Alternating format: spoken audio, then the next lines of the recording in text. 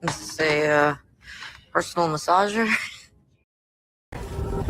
Radio signal from another world. Sir?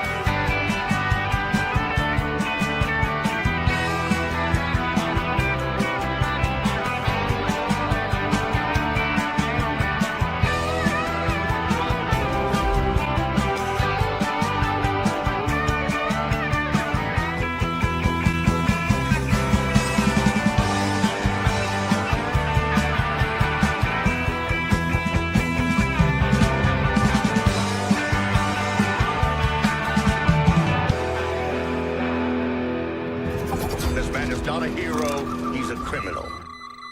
Shut up!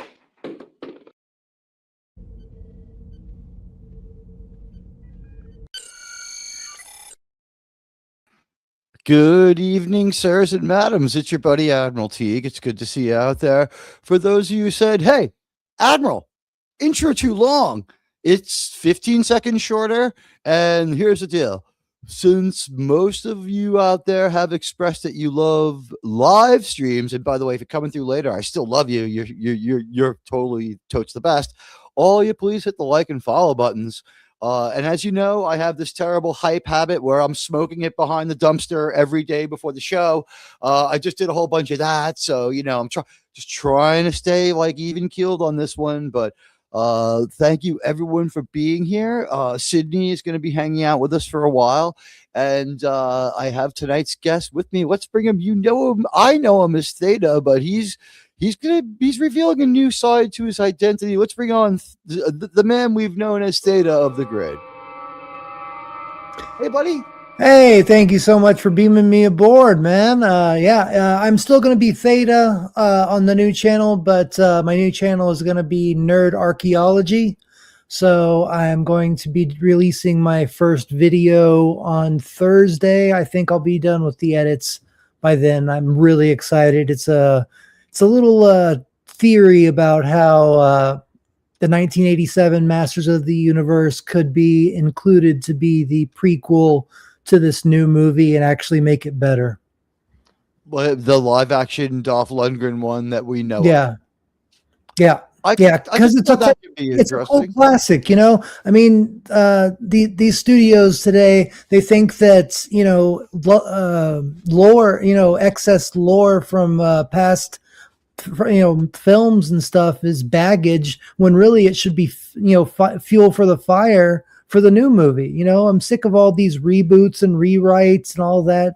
If you're going to make something that actually increases the lore, and if you already have that nostalgia and that cult classic feel from that movie, why don't you just use it, especially since they're going to be doing some stuff on Earth that would make it. Oh, I'm not going to give away all my secrets for the video, but anyway, that's it. Thank you for having me. Oh, yeah, you're welcome. And wow, we got like quite the parade of generosity going on from the channel's members. So let me just get on this one and say thank you so much to supporters Ruby who gifted one Admiral Teague membership. Let's see if we can find out who got that membership. That went to Gunner 1956. Gunner, dude, welcome aboard. Gunner. Gunner, friend of yours? Dude, is that Gunner? I can't. Yeah, dude. Yeah, Gunner. That's one of my best friends, man. Yeah, Thank God. Thanks for Yeah. joining us and Yeah. enjoy the membership. There's some videos there. I recommend the last video I made that was real good was Star Blazers. We're going to have a membership stream coming up soon, and there's going to be another member video only. What happened was we made a real good Star Trek video, but it was late and I was just up against the deadline, and I was like, I can put it out flawed, or I can just take this and give it to members. And then they were just giving out the strikes left and right. So I decided to test it during my live stream because the live stream upload rules are a little different and a little more lenient. And they tried to they copyright claimed it, matched it, which is not a claim. So I was like, they are gunning for this. And then I saw Dark Hour, who's great, dropped a Star Trek Paramount video, and they claimed the shit out of him. So he had put a watermark across his entire video and reversed it. Like, he really transformed it. And if you've noticed, when Disparu does Paramount, he leaves the camera on the whole time.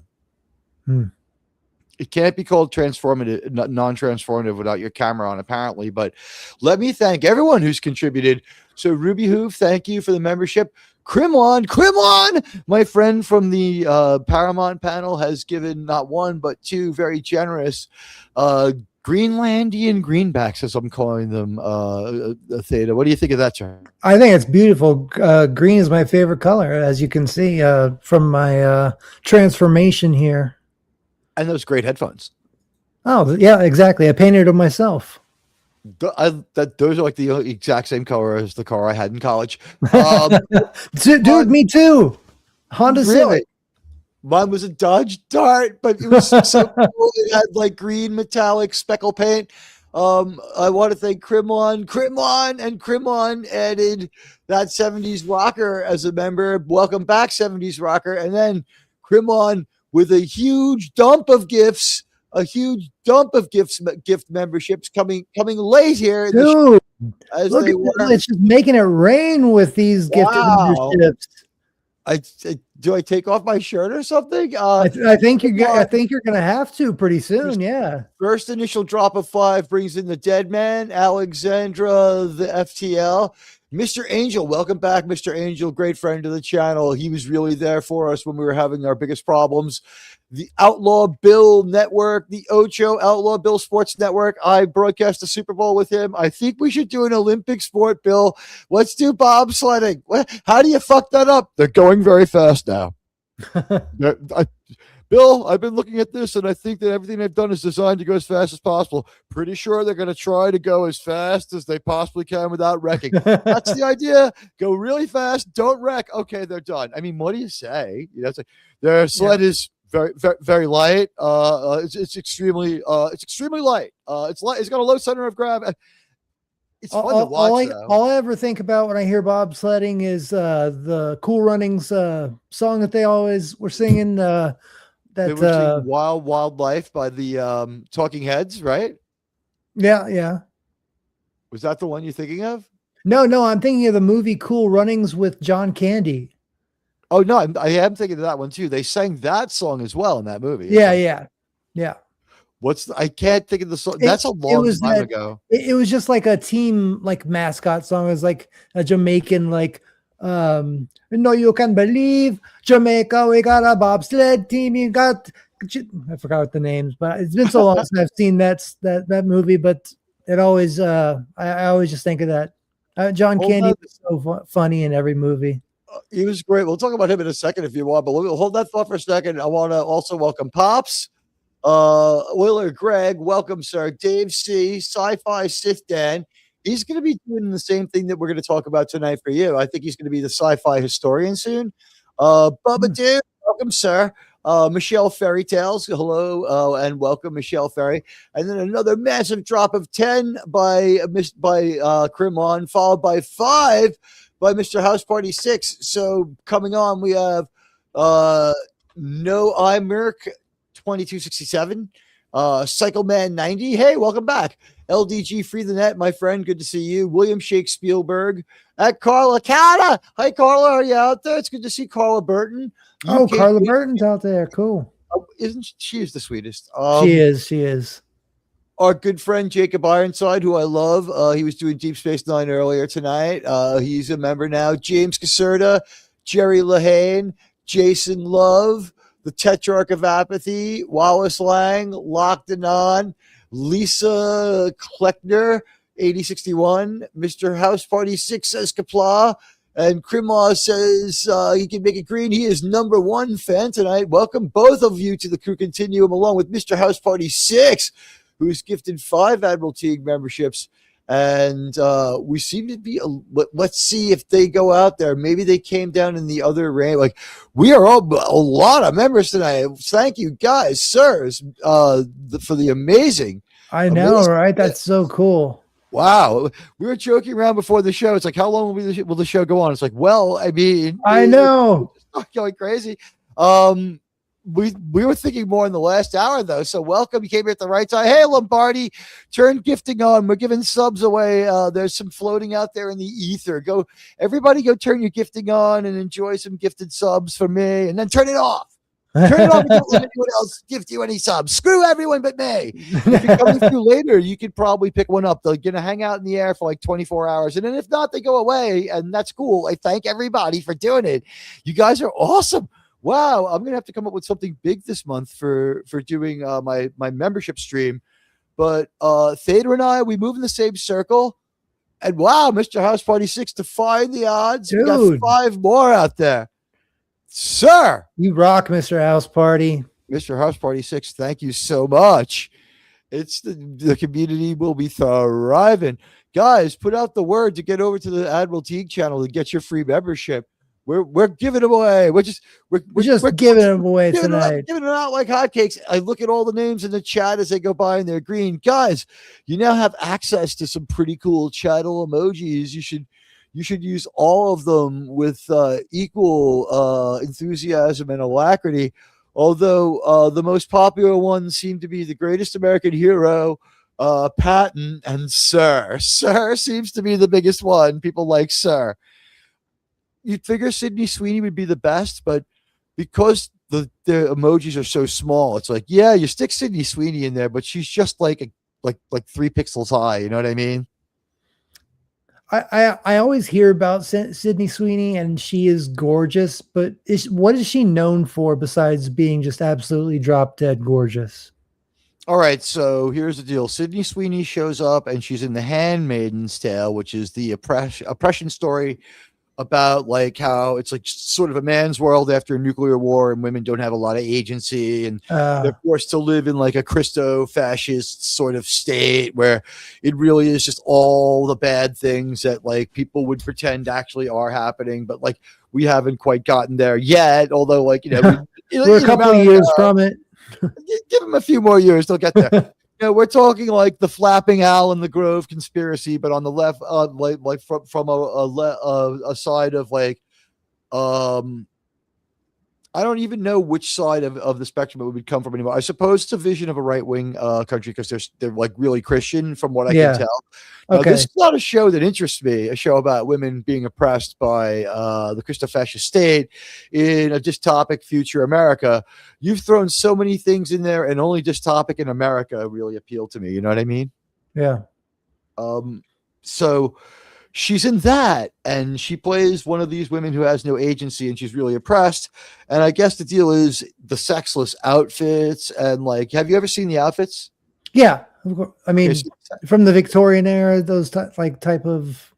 They sort of have nun-like outfits with like, exactly. Like they have like weird, like flying the nun hats. Yeah, exactly. I know exactly what they sort of have like these Deep Space Nine hats. well, not Guinan. Well, yeah, I guess kind of like Guinan. No, Kai Wynn. No. Guinan has a wacky hat that in there. But, I love that meme where it's like Guinan's hat, and then it's the rest of the Enterprise D behind it, like because there's her hat's like all round, and then in the back it has the nacelles. And what's with that crazy weapon she pulls out like twice? It's like a gigantic phaserish kind of thing. It's like the one you hold in your hand will evaporate you into nothingness in a mere like nanosecond. But okay, she's got a really big gun, so I guess we should be super scared. Like, aside from the guy who's like, this weapon is excruciatingly painful and will tear you apart atom by atom, and it takes like 11 unstoppable minutes. There's Akiva Fajo, the guy who kidnaps Data, the collector. Yeah. Remember, he had like that really evil yeah. like phaser. Like, aside from that, what could be worse?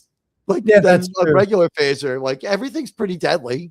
Yeah, I mean, Like, ours is more painful. being, You still being scared the second. disintegrated from the inside out is pretty much that would be pretty much up there with one of the worst deaths. You know, since we're talking about Star Trek, I've been thinking about why I love the episodes like Tapestry and All Good Things, aside from them just being amazingly written, pieces of Star Trek, history.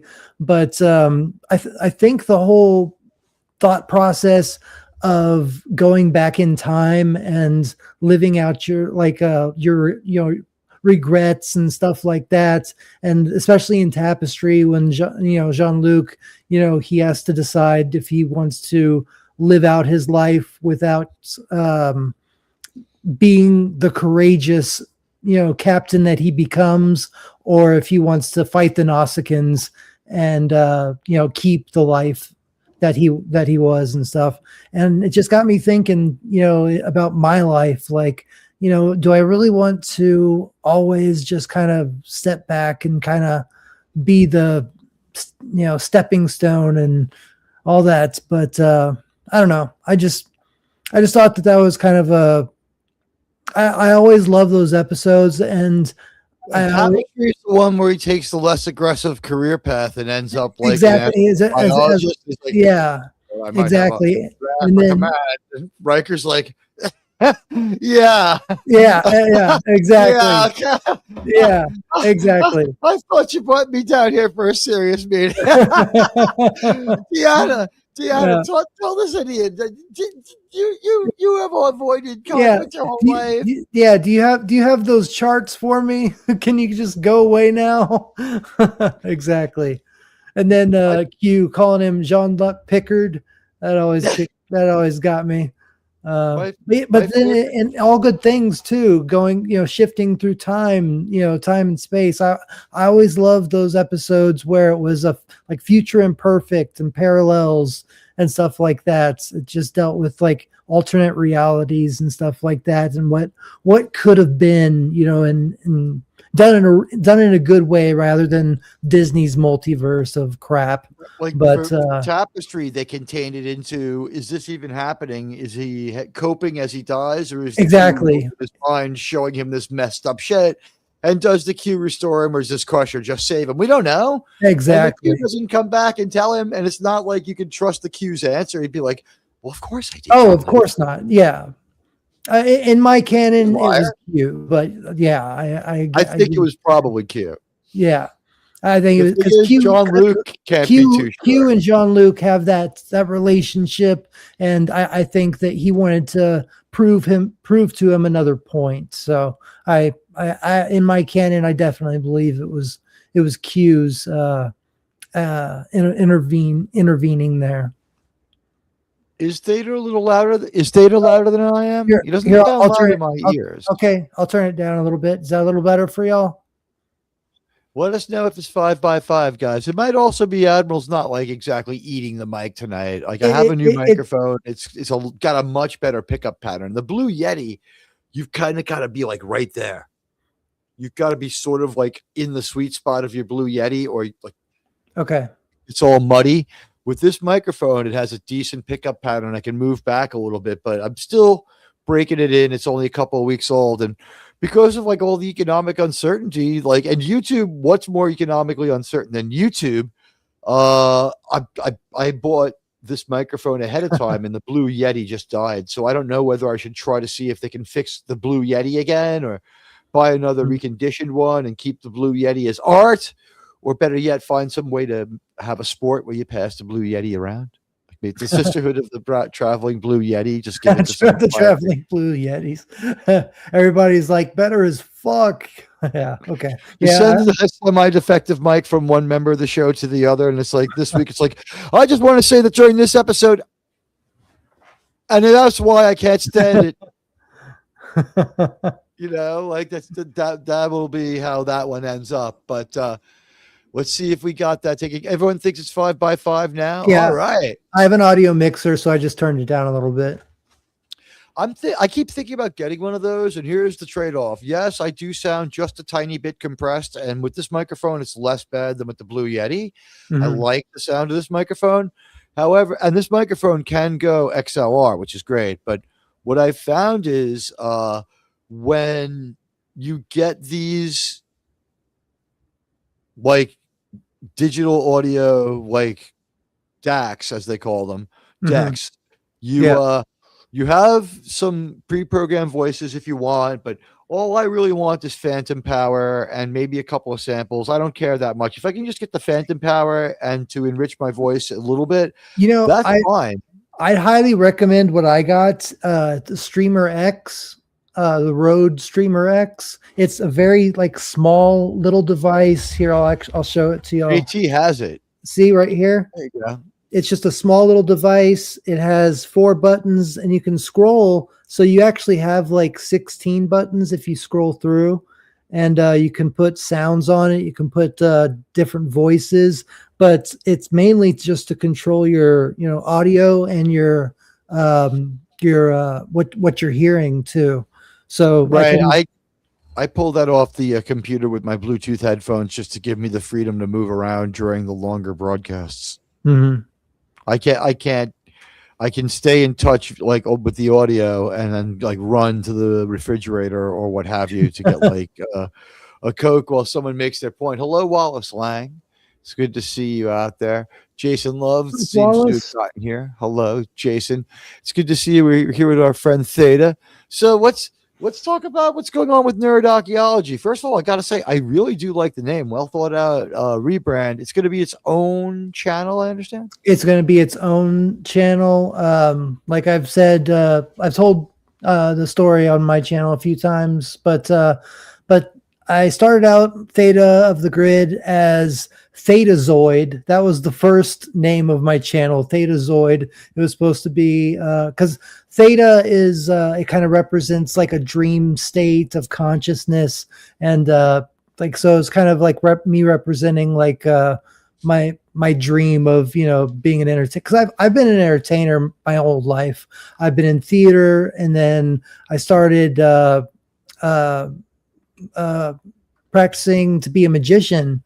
And so after, it's been about 20 something years now that I've been doing magic, but wow. I was actually a professional strolling bar and street magician here, San Antonio and in Austin for 8 years. So that's how I was making a living, while I was also going on auditions to be in films and be in catalogs or whatever they need me to be in, commercials. That's ballsy. Yeah, so I actually have an IMDb profile for a few movies, and I was. Go ahead and put it in the private chat if you want to share it. I'll drop it into the chat. If not, don't worry about it. I did not know that aspect. You're getting to know all sorts of things here, people. Yeah, I did know you came with a full array of skills and can probably also juggle while riding a unicycle, but I did not know that part. No, but I do. I play. I focus on cards and coins, because they're easy to carry around. So I do street card tricks, coin, routine stuff like that. Mentalism is a big thing that I do. So I walk, and that's something you can't really do over the internet. So I can't incorporate that to my stream. Read my mind. Yeah. I mean, there are certain things that if I was back in shape, there's certain kind of things that you could influence people to thinking. Very simple things, like if I were to quickly say something like, okay, I want you to, okay, sorry. So I got to start again. All right. Pick a number between 1 through 10, but don't pick 7. Don't change your mind. What's the number? I'm going to think of it, and it is 3. Is that right? 4? Close. Okay. Very close. Yeah. So it's usually 3 or 4. So that was one of the things that I was taught at a magic convention in Houston. Wow. It was one of the guys that actually fooled the scientists into believing that psychokinesis exists. Yuri Geller? No, Yuri Geller was actually somebody that was pretending to That was a brilliant do it for grift. real. Yeah. Let's just quickly reveal the Yuri Geller grift, because that one's fascinating. Guys, Yeah. he convinced a bunch of Air Force generals and top brass that he could predict the incoming missiles because he could pick out of a group of 30 cylinders which one had the ball bearing in it. Yeah. What they found out was beforehand he was using silicone to just Mhm. attach the tray more, so that when he shook them, the ball bearing would move around and he would be able to home in on which one had it. That's it. And Yeah. it was simple magicianship, and so Yuri Geller is still out there, I believe, doing stuff. Yeah, he's still out there. But he had a NORAD government contract in like 1970, and that's like 30% of all false flag, black op, Alejandro Jones, the government's getting over on you, spring from this one guy's crazy con where he got like 1/3 of all the Air Force top brass fucking fired. You know that movie, The Men Who Stare at Goats, is actually made about this guy that I'm talking about that I met. He did consultation for Chris Angel when he was really big. But Steve Banachek, he fooled these scientists along with another guy for 4 years into believing that like he could bend like fireplace pokers with his mind and stuff like that.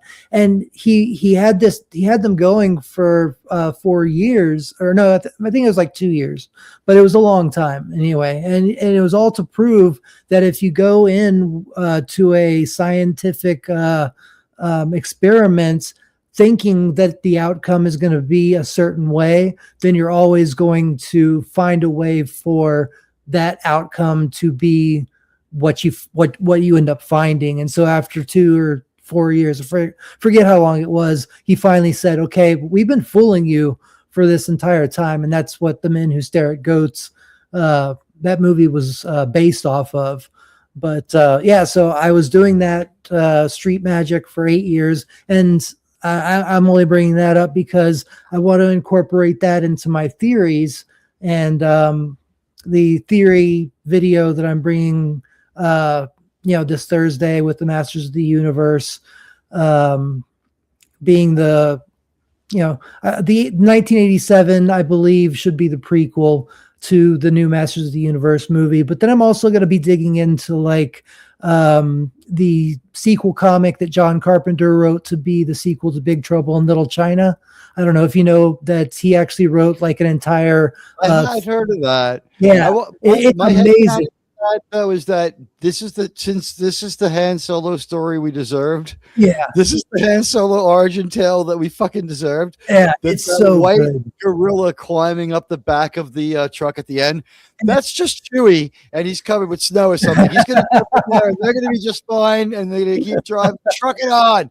That's my end. It's even crazier than that, though. That's the funny thing is that in the comic, it's even crazier than that.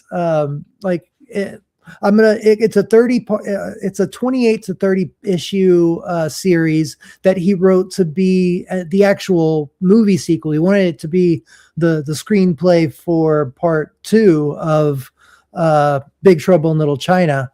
And it's all about Jack Burton and the Pork Chop Express, going into hell and defeating all these Chinese sorcerers and people that are, more powerful than David Lopan and all this stuff. It's hilarious, and it starts exactly where the original movie left off. And I think y'all, if y'all enjoyed Big Trouble in Little China, I think y'all would really enjoy the sequel comic book. So if y'all want to check that out when I get those videos filmed and edited, I'm going to be posting those. Then I'm also going to be doing reactions and combinations to the Spider-Man Noir movie, or the TV series that's coming out with Nicolas Cage. I'm going to do a breakdown of that and kind of talk about how the differences between the comic book and I'm just going to be all over the place. So anything nerdy that you want, I'm going to be doing deep dives into sci-fi, fantasy, horror, film, TV show, movies, toys. I have a bunch of It's all on the table. Transformers and stuff. So yeah, anything nerdy, if you like it, then that's probably going to be on my channel at some point. So that's what I'm doing. If y'all want to come and support me, I'd love to have you. But no pity Let's grab subs. that link for you. Yeah, Let's it's grab that link for you. But first, let me just thank Mr. House Party Admiral 6. Teag, incoming super chat. We got 5 more memberships out there. Guys, tell your friends. We have memberships everywhere. We have just huge dumps of memberships. This is completely unprecedented. And you know what? I would just also say that I think we're getting hit with waves of the YouTube down thing that's going on. Have you heard about this thing that's going on today? it happened to me, yeah. And actually, right now, my mouse doesn't seem to be working. That might be StreamYard down.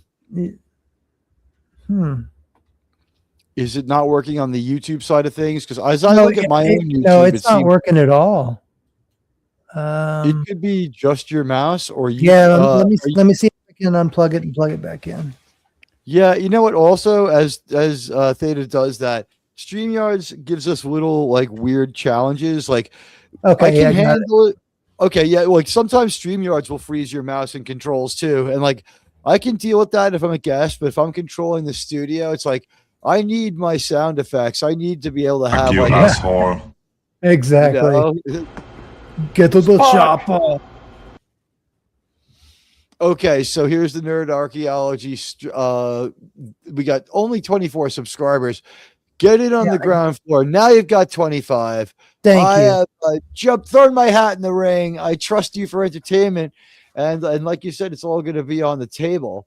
Oh yeah, and that's another thing is Star Trek. I mean, Star Trek: The Next Generation and Sliders. I grew up with those as like my go-to sci-fi shows. That's what brought me up. So there's going to be a lot of that on this channel too. So look forward to that if you enjoy.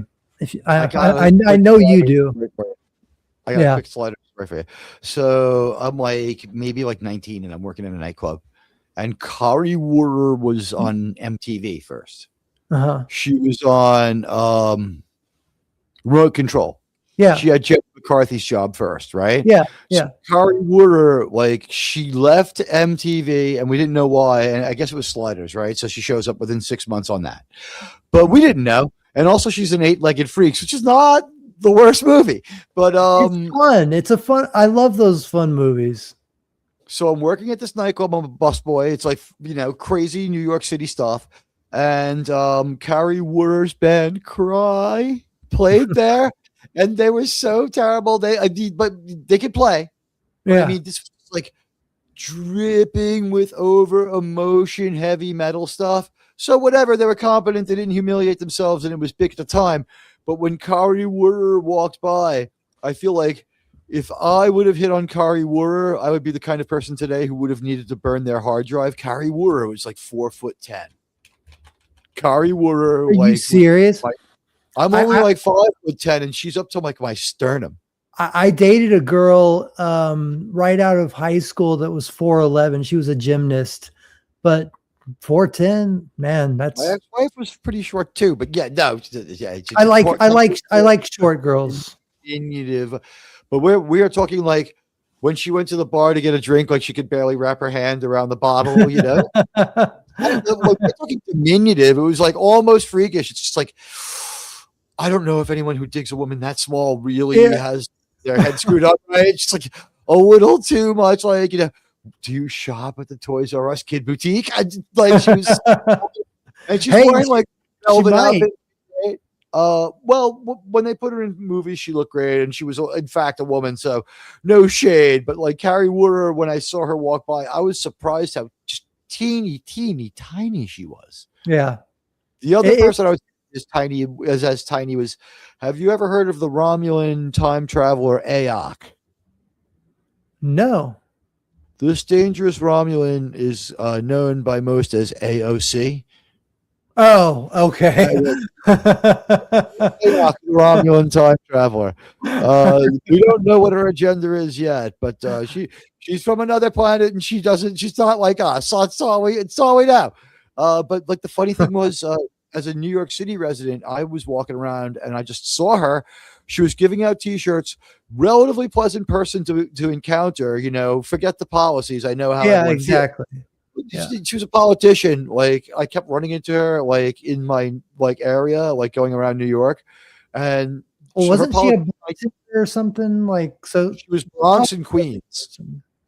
She was split between Bronx and Queens, and so I would see her every once in a while as I was traveling around Queens, and she like this is her politician IQ. The third time she saw me, she remembered my name. She's like, Teag, right? And I was like, wow, very, very good. And you were like Admiral Teague. Thank you very much. I was just looking around to see like if these Secret Service guys were going to move in and like grab me. They're like, we saw what you put on X about the member of the House, sir. But actually, the thing with me is I'm politically agnostic on X. I have never anything. I don't think Grok could even pin down what I am. It could only guess. Yeah.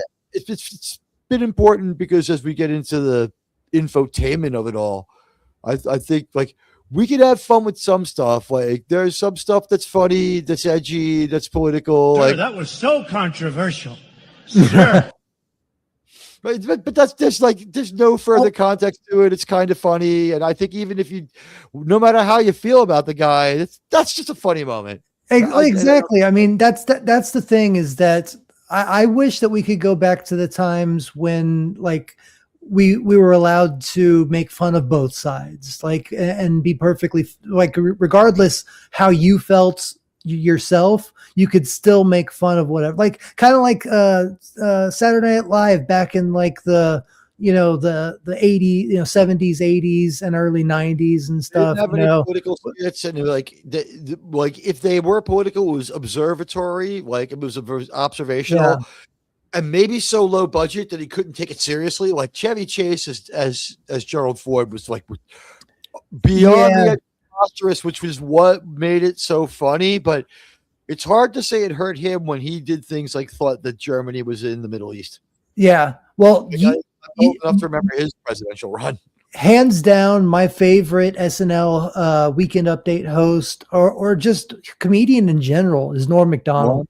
Yeah, wow, it's at the same time. Yeah, Norm Macdonald. There were other people who did a really good job. There are a lot of notable funny people. Colin Yost is not one of them. Not at all. No, not at all. Yeah. However, Michael Shea might, because every once in a while, Michael Shea will make me laugh. Yeah. I haven't watched it in a long time, but yeah, he did have he kept it going when Colin Jost was just leaving crash and burn. And exactly. Joke out of the fact that the joke didn't work. Exactly. Yeah. I've seen people go back and try to plant a bad joke to mine the fact the joke didn't work to milk the initial dead joke a second time, and I'm like, you have to start out with a good joke if you're going to go back to it 3 times. Yeah. The real head case is bringing up dirty work. I actually I have a little video that I play on my stream sometimes when they're in jail, and he's like, you don't know what they do in jail, or you don't know what they do in prison, and then he turns around pulling his pants up and he's like, yeah, that's ridiculous. You should feel ashamed of yourself. Is that what? Yeah, he's like, that's what hurts the most is the disrespect. And he's like, well, that's the second worst thing that it hurts, because he's talking about getting pegged. But yeah, you're gonna go to federal, get slammed in the ass, prison. Yeah, exactly. Yeah, Norm was, and the thing with Norm is that he was a genius too. And his co-star in that's Artie Lang. That can't be left out. Yeah, delivering these great lines to Artie Lang, and it's hilarious. And I always found Norm Macdonald to be a great comedian. It's a shame we lost him. I know. He's probably going, and he hid it from everybody long. I respect that he wanted to be private about it. I respect. Yeah, I do too. Oh, like here's the thing: like some people will be like, "Oh, he could have done so much to advance the cause." He also has a right to live his own life in privacy. You don't have to advocate for every single thing that you are. You Yeah. know, Yeah. like I'm not here like being like. And by the way, heterosexuality, definitely try it. Try it over and over. Multiple partners, a lot of different women. Like you don't need me to Yeah. make the case for it. That's also why I don't weigh in politically, because they'd be like, rightly, people would be like, Star Trek guys, shut the fuck up. Yeah. Although Yeah, nobody would take our words. I mean, who cares what we think? I mean, we might have our opinions on things, but they're going to look at us and they're going to be like, "Shut up, nerd! You don't have a say in this. You don't read rules. Whatever." slight credit in our own hometowns, right? Like I can observe New York City and be like, that snow was fucking horrible, and it's like the fault of our idiot mayor that it didn't get cleaned up right. But then when the snow melts and people are like, look at all these dog droppings, it's Ma'am Dammy's fault. I'm like, no, that's your dirtbag fucking neighbors who couldn't clean up after their fucking dog. That didn't happen on my block. The guy who reported it, remember actor Michael Rappaport? He does a Yeah, little of more. course. Yeah. Okay. So Green Mile. Yeah. Yeah. He lives up around 80th Street and the east side of Manhattan. And he's like, it's a wealthy neighborhood. It's a really wealthy neighborhood. So he lives in one of these luxury buildings. It's really nice. And he comes out and he lives across the street from the park, and it's gorgeous. And, he's like, look at this. Look at all this shit because of man, damn me. It's freaking horrible. Maybe I can find it. I was so like, I was laughing out loud at his outrage, because I was like, while within certain context, I do understand how, like, you could be fed up with what happened with the blizzard, and I'm not a big fan of the mayor, but for him to like point out this one thing, it went a bit too far in a few places. Let's see if I can find it. Actor, comedian, that's got to be him. All right, yeah, all right. So I don't think this one. This is more real. All right, yeah, he pinned that one. Yeah, I was mistaken. He wasn't in the Green Mile. He's the guy that got really political over the past like 8 years. Yeah. First he was woke, and then he got run off of being woke. Although he still tries to pass that off. So this is what he fills my phone screen with today. Sydney, I'm sorry. Remind me to put Sydney back. I don't want to replace Sydney with what I'm going to show you next. New Spraka from Star Trek deserves it. This is Michael Rappaport, and he's ranting here. Let's listen to this. So Michael Rappaport's got a ton of money. He lives on the Upper East Side. This is an exclusive neighborhood, and like one of the things going around is maybe the mayor like super hates rich people. So like maybe he stuck it to him. So like there have been like, I'll show you, like, I guess what I'll do is I'll show you the like 5 days in after the blizzard where he couldn't get anything done. There's a rational dispute where he's all pissed off about the conditions and how gross it is. And he's always pissed off about something. Look at this. I don't know what this guy's gonna do. I mean, look how bad that is. Yeah, that is bad. And by the way, wouldn't you think an actor would know to hold the fucking phone sideways? True. Landscape view, you fucking bohemian. Yeah. All right, so that's a more principled outlook on it. So then, like, as you can see, he's got Mom Dammy on the brain, and like I said, I don't dig the guy, but like I'm not gonna, like, in 4 years he'll just be gone. So I don't know, but here's now. Remember, again, this is a super wealthy, privileged neighborhood. You don't have to like Ma'am Dammy to laugh at the rich people being pretentious. I want you to imagine for a moment that what we're seeing. Remember, Theta, help me figure this out. Tell me if you think this is crazy. I think this is $1,000 worth of dog shit. Here's why. First of all, this is the Upper East Side, so all AKC dogs, right? All AKC dogs. True. Yeah. And if you notice, they're pretty tiny turds. So like nobody had like a big leg. Like these are like, rich people dogs. And your little Maltese. Like this is for your rich lady with the small dog. Yeah. This is for your rich lady with the small dog. Yeah. So like all these rich ladies with their small dogs, their dogs are worth like $2,000, right? From the AKC, easy, sometimes more. Yeah, I was gonna say like at the least, yeah. $2,000 to $4,000. So also they pay people to walk the dogs who then didn't clean up the Yeah. shit. Right. So That's there's a true. dog walker involved. There's more money in that. And also, like these dogs are given like a steak dinner better than like you or I usually get. It's like nutritionally balanced. Yeah. Some of these dogs have a nutritionist. Like we don't have Zeta and I don't, as far as I know, Theta and I don't have nutritionists. Those dogs probably eat better in one meal a month than one meal than I do in a month. So I'm saying your rich, entitled scumbag neighbors are the reason why there is dog shit all over your block. But let's by all means, let's see Michael Rappaport try to thread the needle about why this is. And like I said, I'm not trying to defend someone I don't like, but yet once again, he could have captured the full horror of the turds on the sidewalk with turning the camera landscape. I was gonna say like turn the camera landscape again. Yeah, you're a goddamn actor. What is you idiot? I'd like to see him play hopscotch, trying to avoid the turds. Everyone else just walked along the curb, right? I mean, it'll be gone in a day or two, but it is gross. I mean, I get it, but here we go. Oh yeah, Yo, look at this. This is apocalypse. I would point out the largest shit is like smaller than a Snickers. Yeah, it's like one of those fun-sized Twix. So he's got his anger going on here. I don't know. Like, I'm so afraid he's going to call him something that rhymes with glue, followed by a pejorative, that I'm just going to let Michael Rappaport show us the dog shit and how angry he is at his wealthy, entitled neighbors. Now, look at this. Here we go. Look at the city bike bank. So just like screaming unwanted privilege and like entitled New Yorkers. I don't know if you've been to our fair city, but if you drive a bicycle around New York City and it's not like the middle of the night and you're not like, like a secluded part of the city, you're playing with your life. You're playing with like the trauma of everyone there, and you're going to blow up like a ketchup package when the bus hits you. So, I mean, the city bike thing is just like rich people's like vanity right there. Yeah. So no, I've stayed on the south side.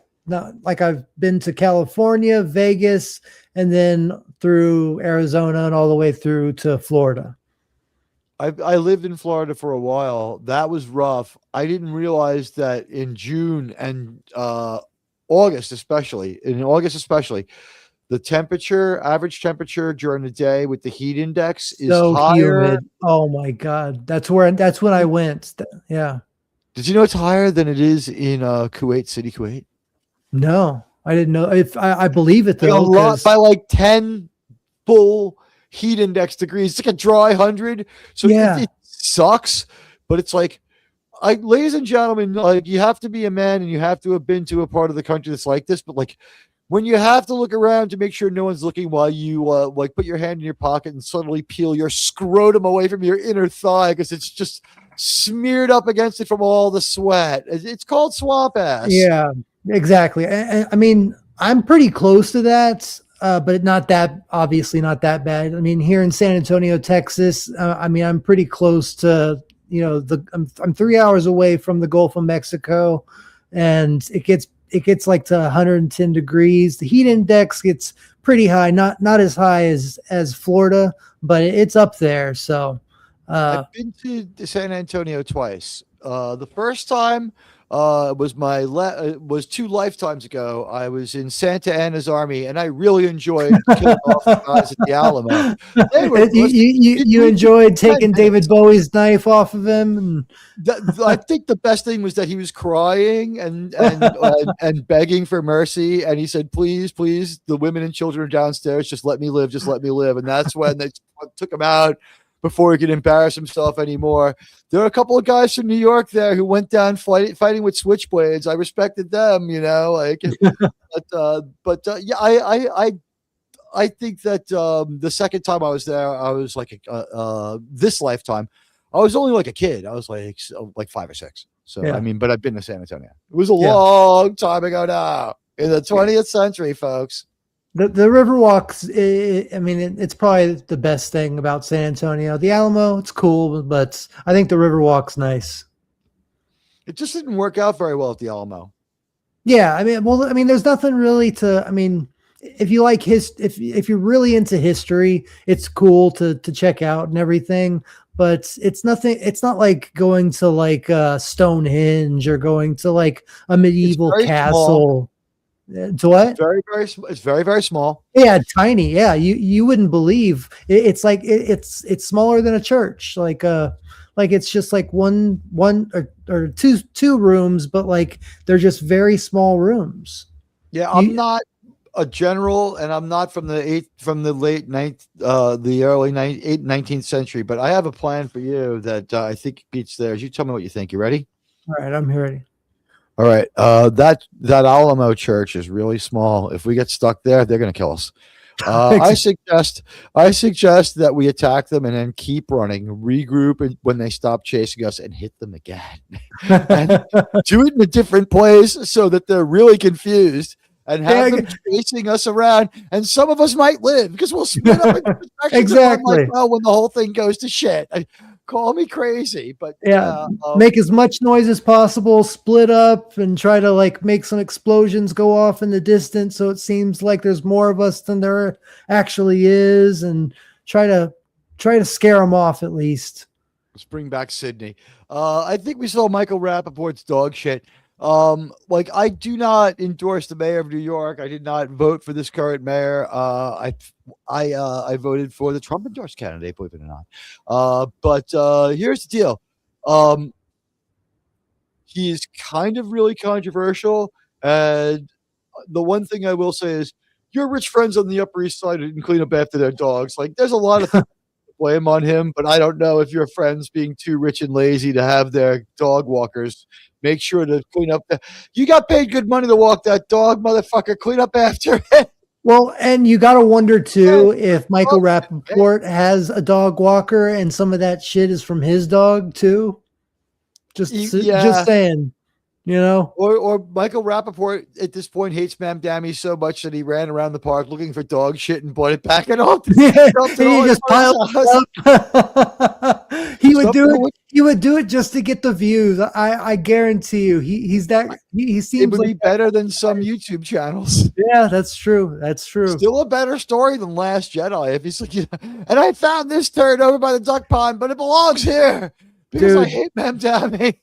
Yeah, you ain't talking shit there, man. Anything's better than The Last Jedi. We had a guy, like we shared it with the audience. Like we just went public about it. Like we don't use the guy's name. We're not trying to put him down. We're not trying to make it a big deal. But every channel, like once you get past like 500 people, you've seen this probably yourself. You get like a crazy troll hater.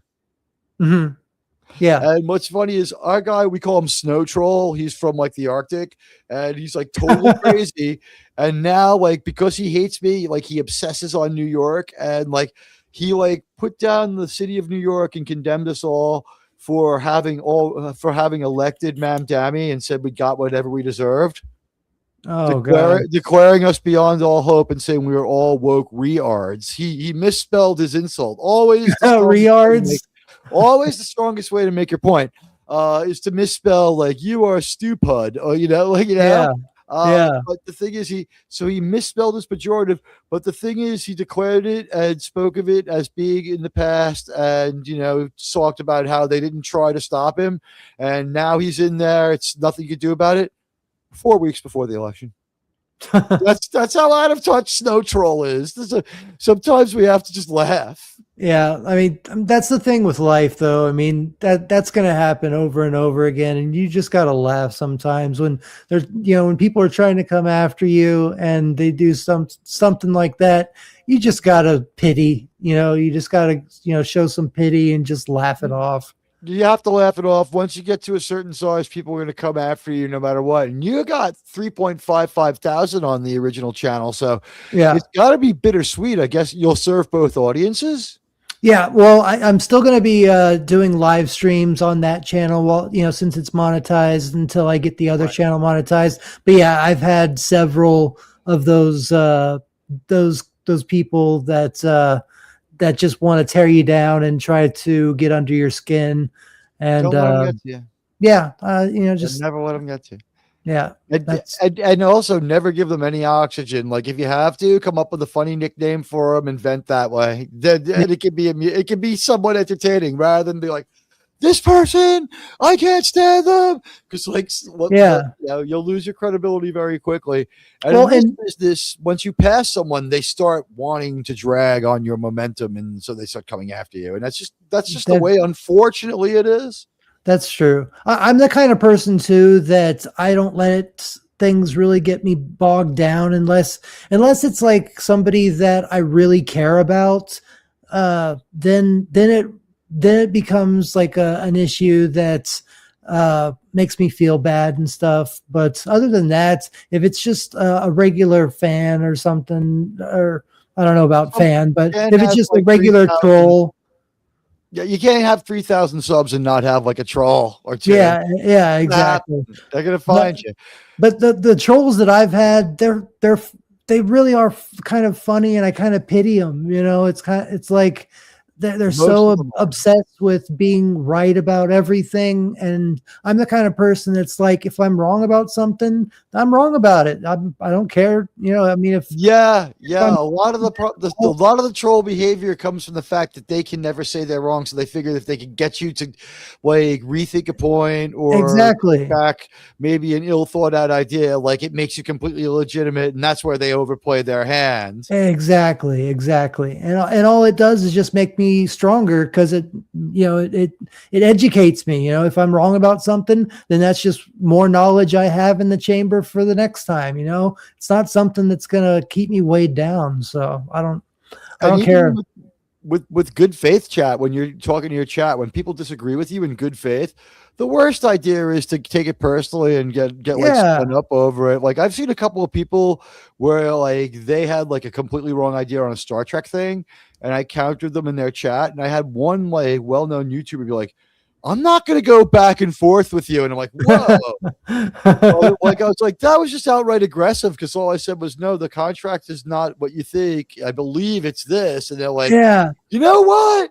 And it's just like, so it's like unsub and you move on, and then that's life. Not everybody can be friends, but I do kind of like viva la difference. Like people like to come at me with different theories. And I made my bones doing theories about like Star Trek that were a little different. But I'm looking at your channel, and there's something I saw recently. You reported on it a couple of months back. You did Tron Ares. I would Tron. like you to give me like just some opinions on it, and like talk to me about this for a minute before I really respond to you and tell you what my takeaway was, because I don't know I'd be where we happy are. to, man, because Go for it. my opinion has changed since my last video. I was gonna make a follow-up video, but I realized that YouTube wasn't pushing out my video impressions to the right, the new audience members or anything. Wasn't getting the impressions, but I'll tell you anyway. I am so pissed at what they did with Tron Ares. I am a huge. I mean, my other channel was Data of the Grid, and it wasn't just of the Morphin grid. It was of the grid from Tron. That my channel was based off of Mighty Morphin Power Rangers and Tron. I love Tron so much, and I love the first movie. I absolutely love the second movie. I think it's underrated. I love the philosophy and the psychology that goes behind it, behind both movies. But getting into the third movie, I think that it was the most disappointing movie, most disappointing third movie of any trilogy that I can think of at this. Well, besides Rise of Skywalker, but Tron Ares just when they didn't okay, well, first off, when they made the Tron Legacy, they had the screenplay ready to go for another Tron movie right after that, but then Disney bought Star Wars, and Right. they threw that script in the trash. And they were thinking to themselves, well, we got Star Wars now, so it's a more profitable franchise, so we don't need to worry about Tron anymore. I don't remember if they tried to swap the dude out for a chicken Tron. I think they might have spared us that in the Tron Legacy.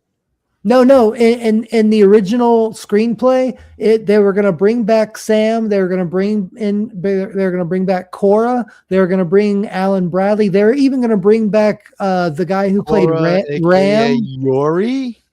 Yeah, Yuri. Whoa, she's never in another movie. Yeah, they were going to bring her in. They were going to make this like the end all be all of like for Tron fans. They had this script written that was going to be breathtaking, in my opinion. Anyway, at least they should make an animated movie of it. Then, well, they did have a animated series called Tron Uprising, and it took place in between the original Tron and Tron Legacy, and a little bit after Tron Legacy as well. But that was actually really good. Where they messed up is that they put all their chips in Jared Leto's pocket. Basically, Jared Leto is the guy who kickstarted this movie. He really wanted to be in this movie very bad. I mean, he was originally going to be the villain. Yeah, for a very weird reason, but something just hit the long range scanners. Hold that thought for a moment, but Admiral Teag, our buddy incoming super chat. RTNZ with a $5 New Zealand super chat, very generous. In Xanadu did Kublai Khan a stately pleasure dome decree, where Alf the sacred river ran through covers measureless, down to a sunless sea. That not only from the poem of the same name Xanadu, right, but like the opening rant of Citizen Kane in the newsreel that doesn't work, where they're like, "It's not. Where's the comment?" Yeah. Yeah. Oh, yeah. I just want to say. I just want to say this about Tron Ares. The whole thing with Cora and Sam. After they leave the grid and she sees the sun for the first time, when I saw the trailer for the first time for Tron Ares, they had a grid with the sun in it. So I was thinking to myself, oh, they're doing that Spider-Man No Way Home thing where they're trying to hide the other Spider-Man and stuff. They're trying to, pretend that Sam and Cora aren't really in it. So I was thinking to myself that this movie had a possibility of being really good. So that's why my videos were a little more positive than they really should have been. But I saw that they had the war between the programs and the authoritative programs. Because the colors of the programs they mean different things. Right. So basically, I'm just really upset that they first of all didn't use Sam and Cora. They used Kevin Flynn as a Force ghost in the old Tron grid. That was moment so stupid. It was what it reminded me of, honestly, not so much a Force ghost as the Rise of Skywalker Han Solo memery ghost. Forget memory ghost because it was a meme. He was a memery ghost. Yeah. It was like, wait, what? Why is Han here? He has no connection to the Force. Oh, I know, man. Well, back to Tron in a moment. I'll tell you my thought, but on the Skywalker thing, in Rise of Skywalker, like Kylo Ren's like, oh, I feel really bad about like getting my ass kicked by Rey. Good thing she force healed me back to life. Oh, bitch stole my ship. And all of a sudden, like if I could write the dialogue, I'd be like, you gave that bitch my ship too. Good. Dad. Fuck you. Like, when you look at Han Solo in that movie, he's getting ready for his role in that movie where he Call the Wild, where he played the owner of the story about the guy and his dog, with the motion capture actor playing the dog. The behind the scenes for that is hilarious. But he's in that he's getting ready for that role, so he wouldn't shave or cut his hair. So if you look like Ghost Han, he's grubbier than Indiana Jones ever got. It's really starting to get to fill in. Really? And like his hair is like kind of long, he's missed like 2 haircuts because he's supposed to look like 19th century like mountain man. And like I could just imagine them like having him in there. It's like, it's already a stretch, sir. Can we give you a shave? And can we cut your hair? And he's like, fuck you. No, Shaving a haircut don't too. shave. And I'm not cutting my fucking hair. Can we comb it? Fuck you. Give me the script. It's like, I forgive you. It's just so terrible. I know. But Welshie, wow. Dude, yeah. Just hit the long range sensors. Admiral Teag, incoming super chat. Dave Cullen loves Tron Legacy. It Fuck grew on me over time. Amazing visuals and score, interesting religious themes. You see elements of its design in all of Kaczynski's films, Maverick, F1, Oblivion.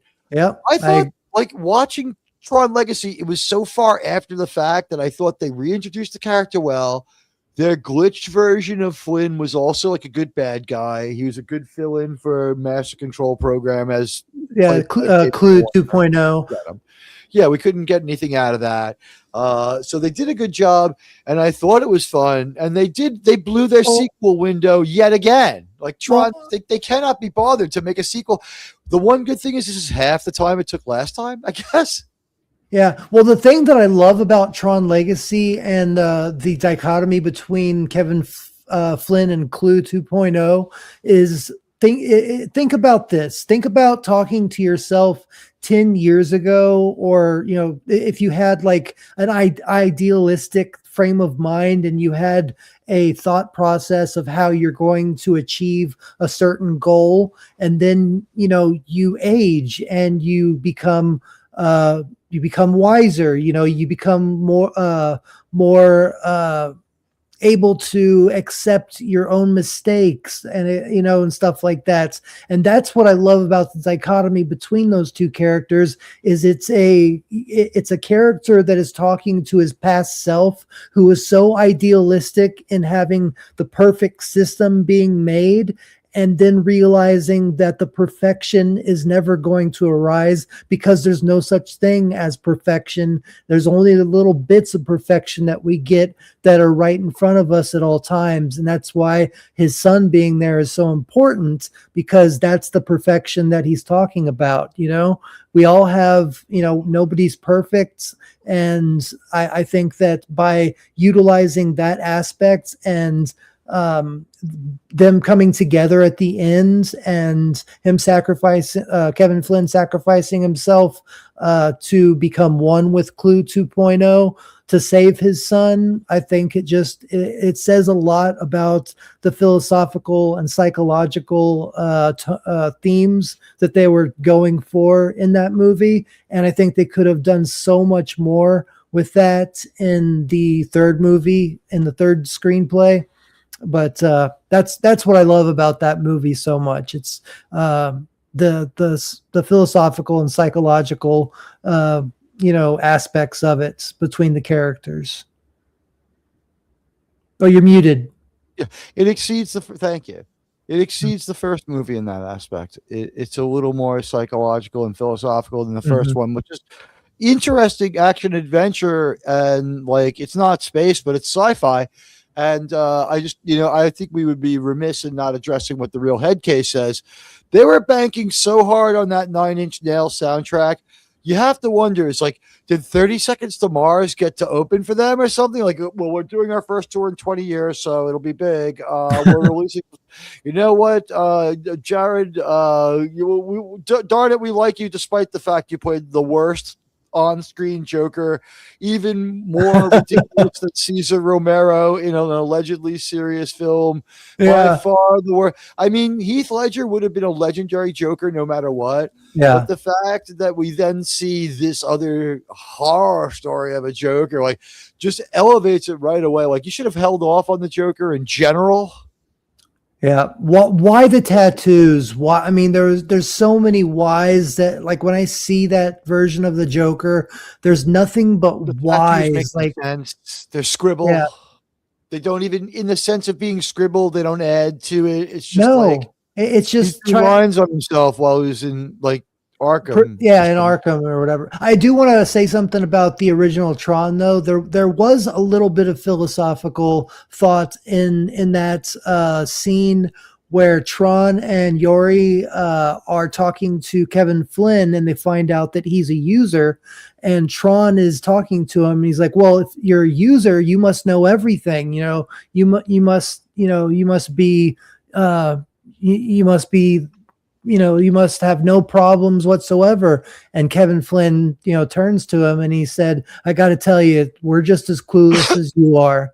And that just that speaks to how we always think that we always look to somebody that is supposed to be something greater than us and think that they have it together, but really nobody has it together, So I'll just, I think that that's something to kind of think about. They didn't have to play as many games with Legacy to make it work out as they did with the other one to make it kind of seem to make sense. And I was just like, I knew immediately they were in trouble when they went to Jurassic Park, Jurassic Kingdom.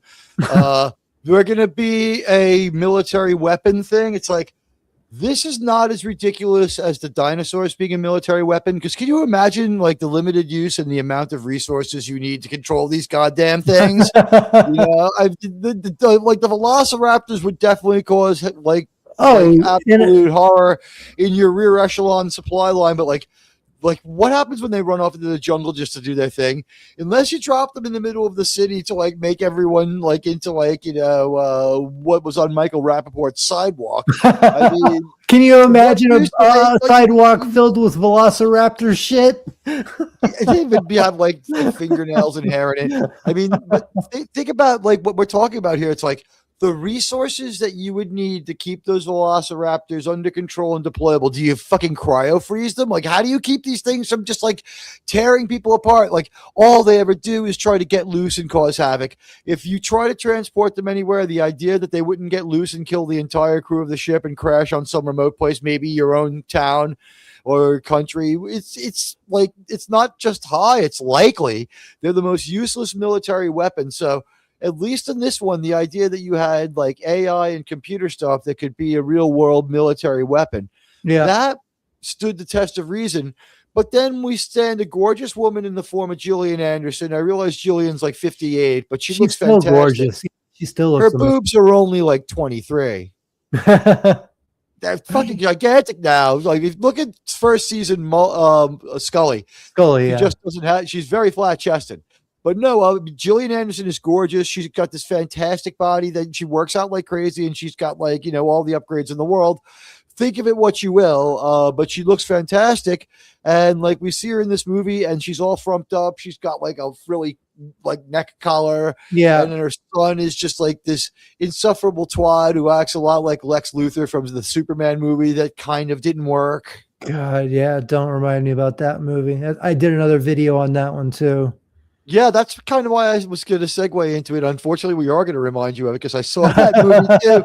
And my first thought would be the most unnecessary and James Gunn moment of that entire movie was Lex Luthor screaming R2, R2, R2, L1, L1. God, and you're that thinking was like, so corny. You have to think it and say it and have it transmitted and go to Ultraman and have him attack Superman. Yeah. And the time that it takes for Superman to he would be countering him perfectly and getting in his shots left and right. You're not. And like, I thought Nicholas Hoult was great as the wrong Lex Luthor, just absolutely the most wrongly conceived, most horrible Lex Luthor that we've ever had. And he did a great job in a terribly written part. Unlike Jared Leto, who I feel like Leto is terrible in a terrible role as Joker. Yeah, I don't think I've ever seen Leto there.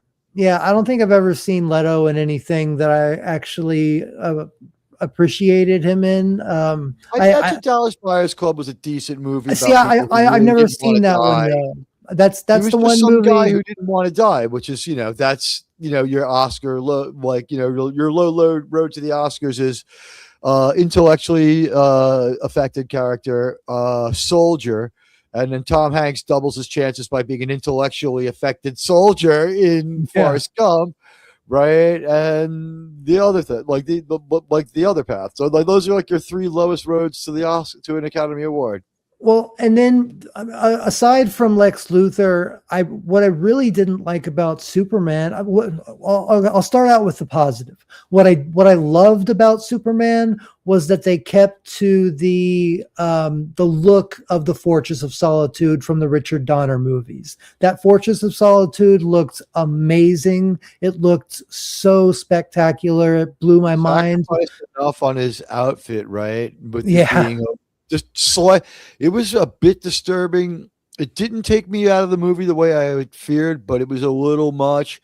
But 10 minutes in, you're used to it. But that Fortress of Solitude, yeah, you can't copyright ice. The robots were like insufferable, but the Fortress of Solitude, Yeah. aside from Well, the golden recharge lens, was fine.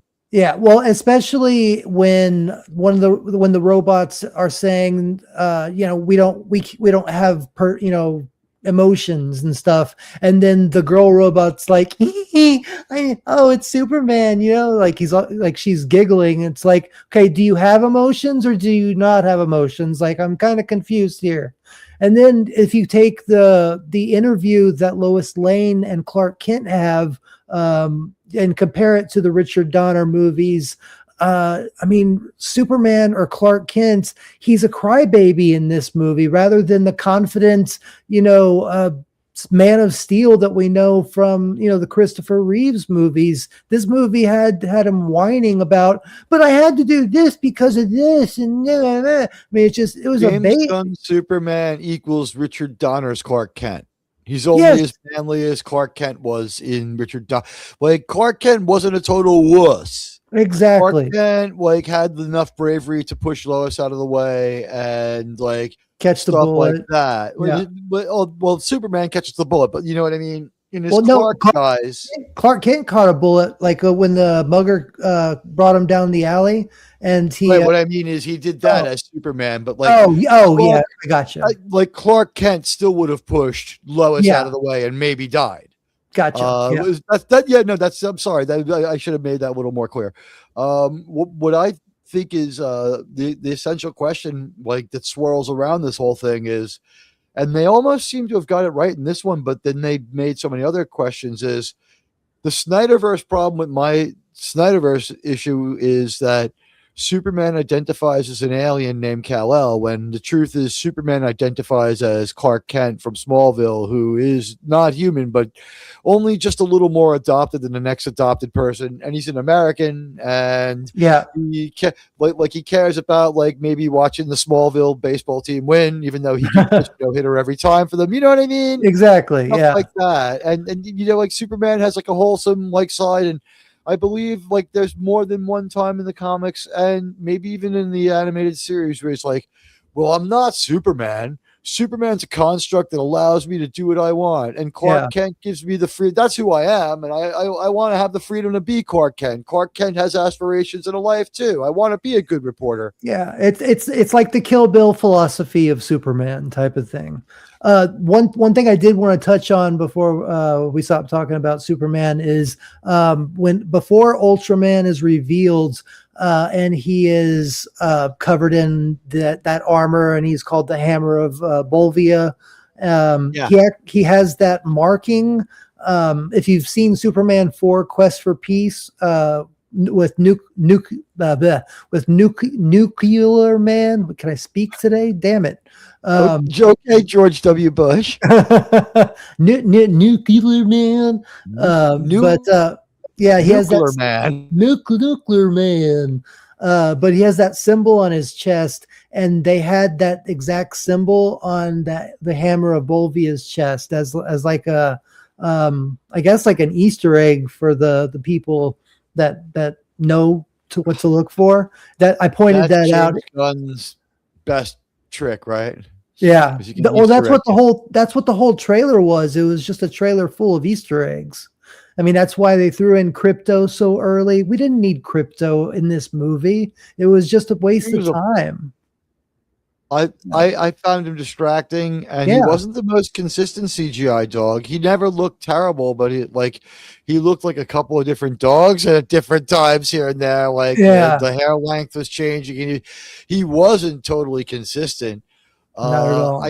I also thought that Superman bleeding right away. It's like, oh, why would you evoke the Snyderverse so soon with the bleeding Superman thing? It's like that was kind of like a Batman's edgy, do you bleed? You know, it's like, we're gonna not only does he bleed, he whines, he whimpers, he cries, Yeah.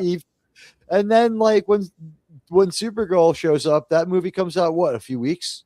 Yeah, it's pretty close to coming out. Yeah, unfortunately. I was gonna say brace for impact, right? Yeah, Like, she's but going into, like, that's what I'm thinking. Yeah, because it didn't get me excited at all to see her in Superman or watch the trailer.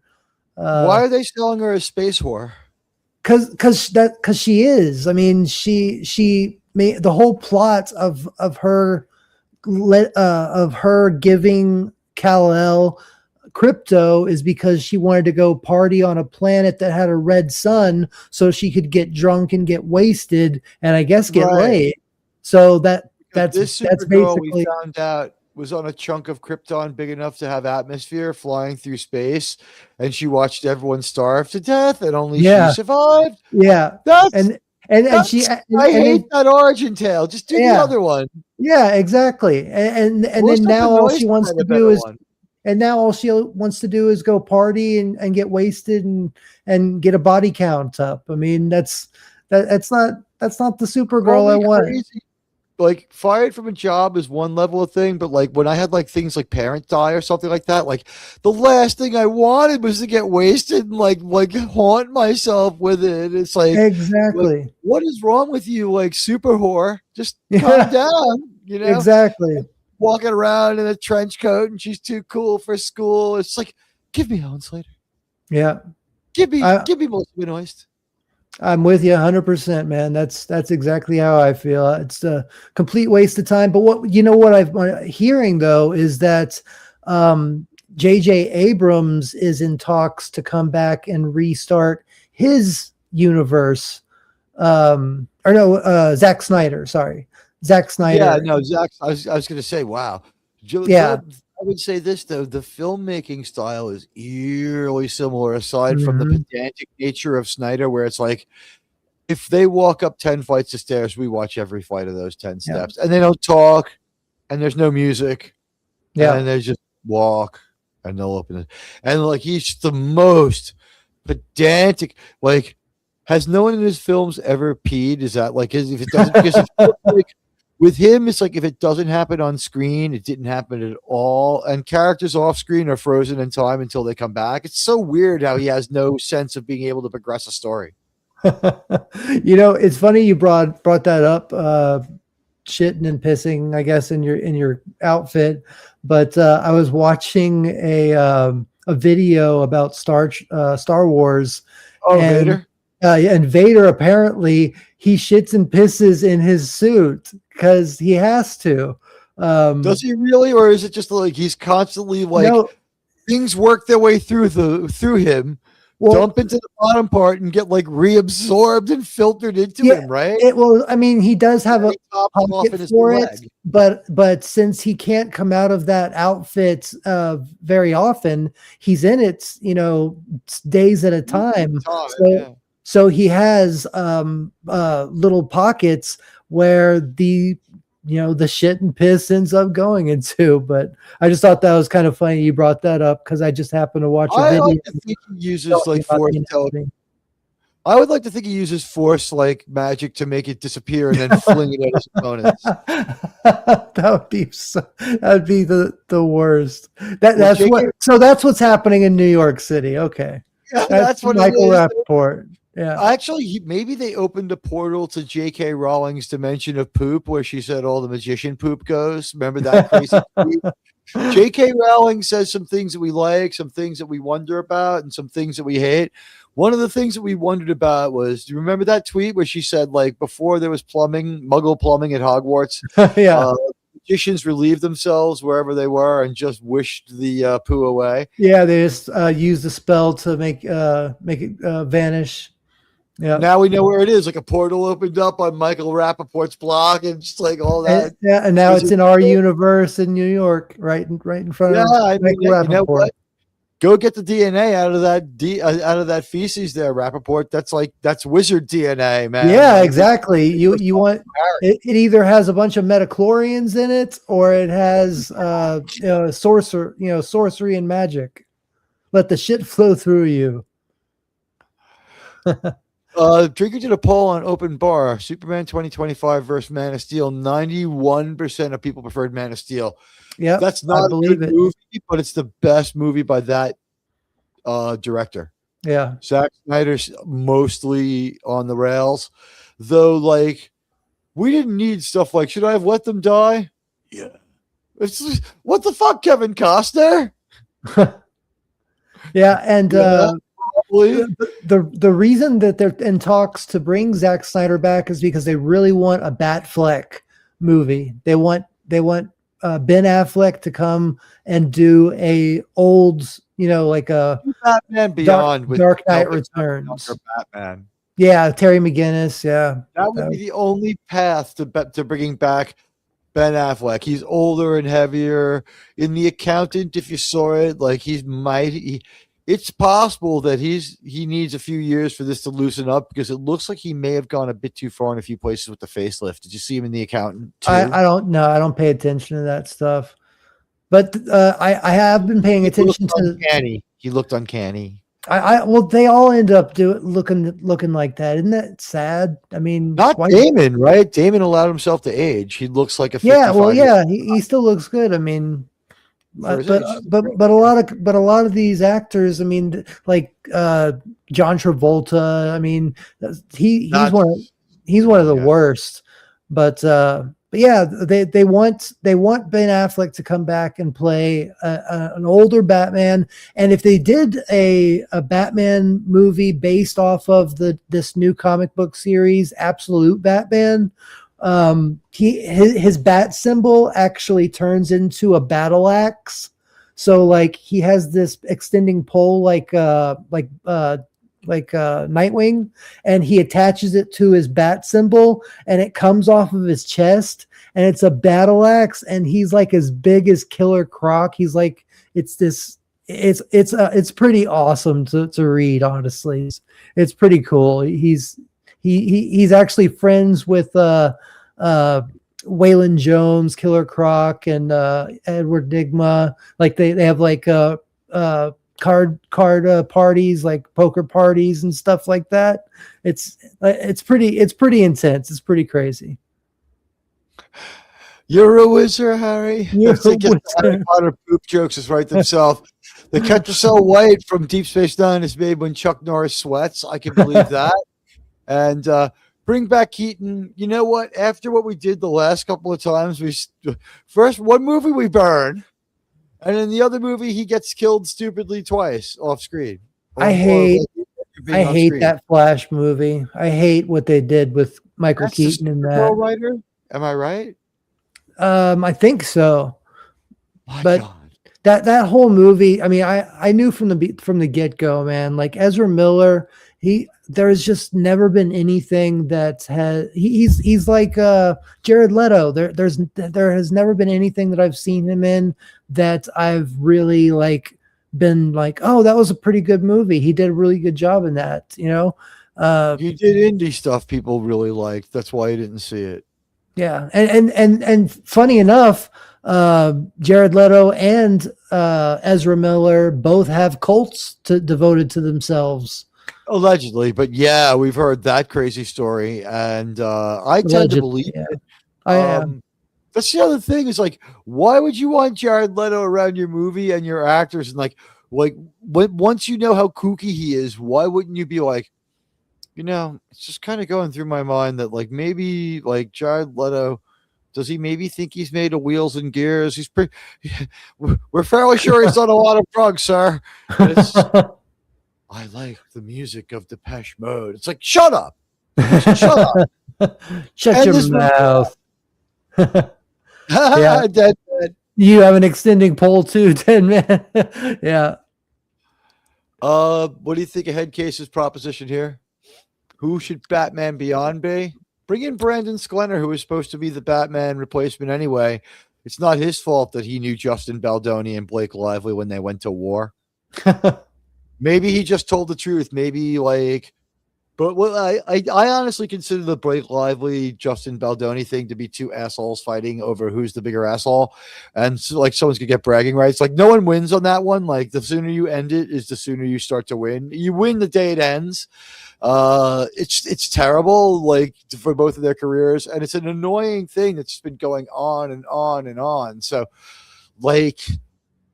it kind of took out the career of Brandon Sklenar. I don't know what he's doing just because he was there, and I think he backed her, and people are like, she's unlikable, so fuck him.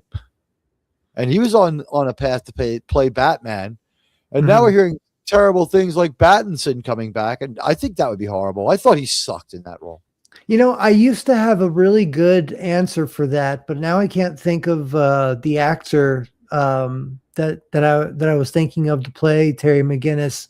But yeah, that would be a cool movie to see. Always Timothy Chalamet, because he'll put people in the seats and it'll be a hit.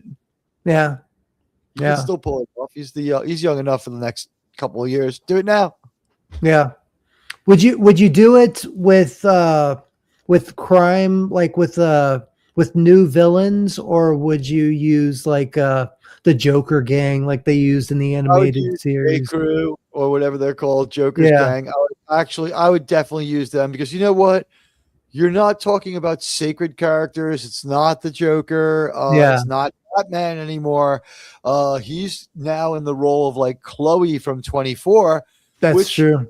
Is kind of cool, and we know that even from the old Batman stuff, every once in a while Alfred got out there and got into it to help Batman out. So we know that Bruce Wayne, if things go really bad for Beyond, he'll go take a bunch of steroids and a bunch of painkillers and get out of that wheelchair and beat up one more bad guy before he sits back down. Roll me to the spot where my parents died so I can die there too, Beyond, because that's where I would see that movie ending. But yeah, why not use Sklenar, I guess, because he was great in 1923.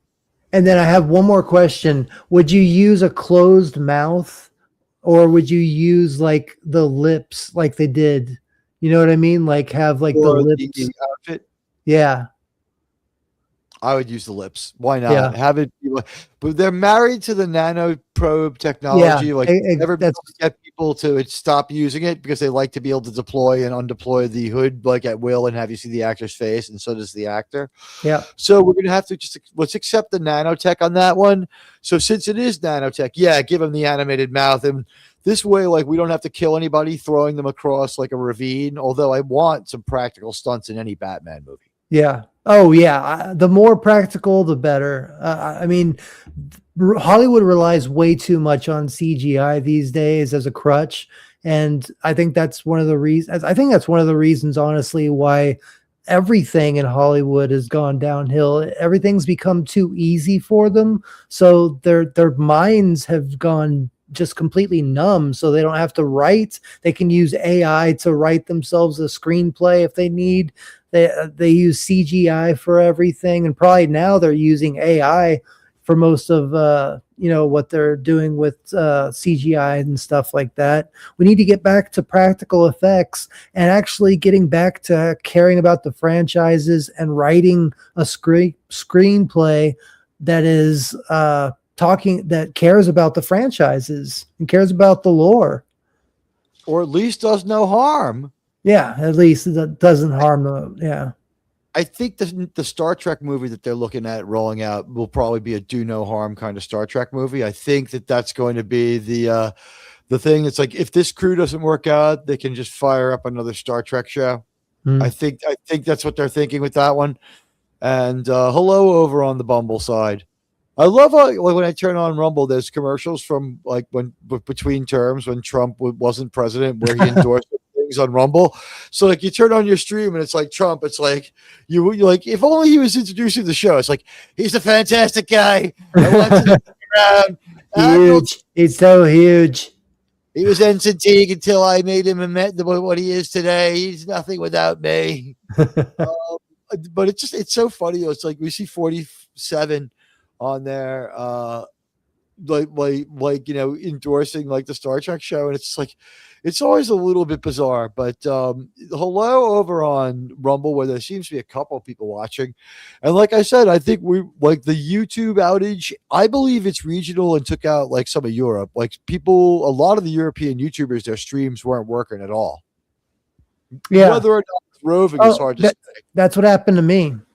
It's a weirdly low number for Tuesday, but we're going to entertain like it's going out of style because God knows, someone's going to be YouTubing live randomly at like 1:30 in the morning their time, and like YouTube will just start to work again, and like all the pent up demand, they'll have like 600 concurrents, and they'll be like, I'm a great YouTuber, and like they'll like spend like all this money they don't have, and like the next week they'll be back to like 6 people, and like what happened? I don't understand like how the forces of history turned against me so fast, because once this like weird partial YouTube outage solves, I think what'll happen is someone will get lucky and just have like a zillion concurrents, right? Because people are just refreshing and looking around. A lot of people are trying to find something to watch, and I think what happens is you're watching me for a little while, and then you lose me, and then you refresh and try to make it work, but like then you fuck off to another stream for a while till that one deteriorates, and then you come back. I think people are just migrating around, so either we'll do our number or we won't. God knows, I've unlisted enough streams lately. I don't mind. We're just playing the Wheel of Fortune. No, I'm just kidding. Or the Wheel of Misfortune, as it would be with YouTube. Like, what will happen next? It's like, will StreamYards kick me and leave Fourth Theta here to explain what's going on for 2 minutes while I reboot my computer? Because when StreamYards kicks you, like your browser is like all messed up in a way that needs a restart. And like, I think the worst thing that ever happened was I got kicked at the beginning of a show, leaving the guest alone to try to fend for themselves. And as I started restarting, it was like, you have Windows 11 updates. It's like, no. And it's like, I can't do that right now. Don't do it to me, please. Stop. And you managed to stop it, but now you have to spend 3 minutes fending it off and setting it up. So like I turned on my phone and I just had it like on the side and jumped in the studio like that way. And I'm like, while I'm trying to fix this, and I was able to prompt my guest, but it was like, and this is supposedly the top equipment and the most compatible with our platform, ladies and gentlemen. But it is. The funny thing is that I've used Restream. I've used what's the other one called? EVMux, and they are crap. If you depend. If you have a computer with a great deal of resources, they might work better, but they'll fry your laptop 30% faster than its lifetime. They're so resource heavy and hard on your computer. Exactly. They have so much potential to do. They have so much potential to use like widgets and make your streams look pretty and stuff like that. But once you actually get involved into it, if you want to play a video, like a Star Trek video, or play a song or something like that, have a guest on or something, it'll start lagging until it crashes completely. I had to literally get them to make me a specific stage to use so that it wouldn't do it as much. And basically what they had to do was they had to cut my bit rate in half on it, just to be able to get it to work a little bit. And after that, I was like, I'm out. I mean, StreamYard's doubled the price. It sucks that you have to pay that if you want to, use your own brand and stuff like that. But unfortunately, it's the best we got right now. It is. And by the way, guys, you can tweet out that if you're here, do me a favor. This is a moment to capitalize to a degree. Tweet out that Admiral Teague is up and running, because Deadman is he's right. He's like not the only one whose YouTube was out. And I left a fragmentary comment. I believe the problem is only partly resolved, and that only some people who come here will be able to see me, and that it probably is pretty unstable. If it crashes, try a restart on your browser. If not, you have to try another stream. It's like I'm not gonna come to your house and beat you up, even though Snow Troll would try to tell people that I would come to his house and at your house. You and try villain, to you. I can barely keep my house from being taken away from me. Like I'm going to come to your house. Keeping the lights on is hard enough. It was so cold in New York City for the entire month of February, like January and most of February, during the snowstorm and the deep freeze, that for about 11 straight days there, I had to run the space heater. My electric bill is like $400 fucking dollars. Mine's 600, and that's throughout the entirety of the year. That's during these last months too. Wow. My house. Well, in Texas, This winter yeah, and real hot. Well, it's not just that. This house was built in the 1930s and 40s, something like that. So this house was left to me and my brother by my grandfather, and the wiring was done really poorly back then, and so it drains like 3 to 4 times more than it actually should. And we can't get an electrician out here because where they need to get to, it's so thin they can't fit their fat asses in there to get in and actually work. Built house, and you have wire filament electricity. Yeah, basically. So we have to live with that right now, and until the probate goes through and we can actually get a place that isn't so cost. Are the wires wrapped in cloth? Right? I don't know. Well, if it's from the 30s, right? The wires from those days, they were actually copper filaments. I know that there was hay used as insulation in the walls. So it was that long ago. Oh my gosh. Yeah. So this house had some issues with fires for a while because of that. Yeah. So it's bad. Let's put generation 1 electricity in there with some kindling and see what happens. Yeah, exactly. Right. They obviously either were too cheap to do anything correctly, or they just didn't know what they were doing. I don't know who built this house. I know that my grandfather bought it. I guess my grandfather bought it from the guy who built this house. And then there's been several remodels, and over those remodelings, they've closed off the places that they needed to get to actually get the electricity wiring done right. But anyway, y'all don't give a crap about my wiring in my house. But yeah, it's expensive, so we need to get our shit together, and once we get the probate taken care of, get our new place and get my own place, get my car fixed and stuff. So good luck. I'm just waiting for rent stabilization from Commissar Mondami, right? Like no one's going to be allowed to raise my rent for a while. So wasn't there supposed to be something where Trump was going to send out $2,000 to each individual, each citizen? Supposed to get tariff bonuses too, or is that the same thing? I think that's the same thing. Yeah, it just came out. It came out to $2,000. I made sure to not count on that, but apparently we're not getting it. By the way, I just want to tell people, like, Admiral Teague did not have to give blood to pay the rent. I'm not that broke. I just have band-aids on both arms because my doctor's tech is a fucking moron. I went to get a checkup today, and the guy jabbed me in one arm 4 times. He couldn't get the vein. He's like, and I'm like, that hurt every time he did it. And he's like, I only jabbed you once. And I'm like, I looked at him and I'm like, you really try? I was like, I know what I fucking felt. Yeah. And he looked at me and he was like, I think he was about to play the Latino card. And I'm like, go ahead. I'm Cuban. Go ahead. Try it. Just ahead. Try me. Right. And then he was like, he went through it again. I was like, fuck you. Get away from me with that thing. And he's like, what? I'm like, you heard me.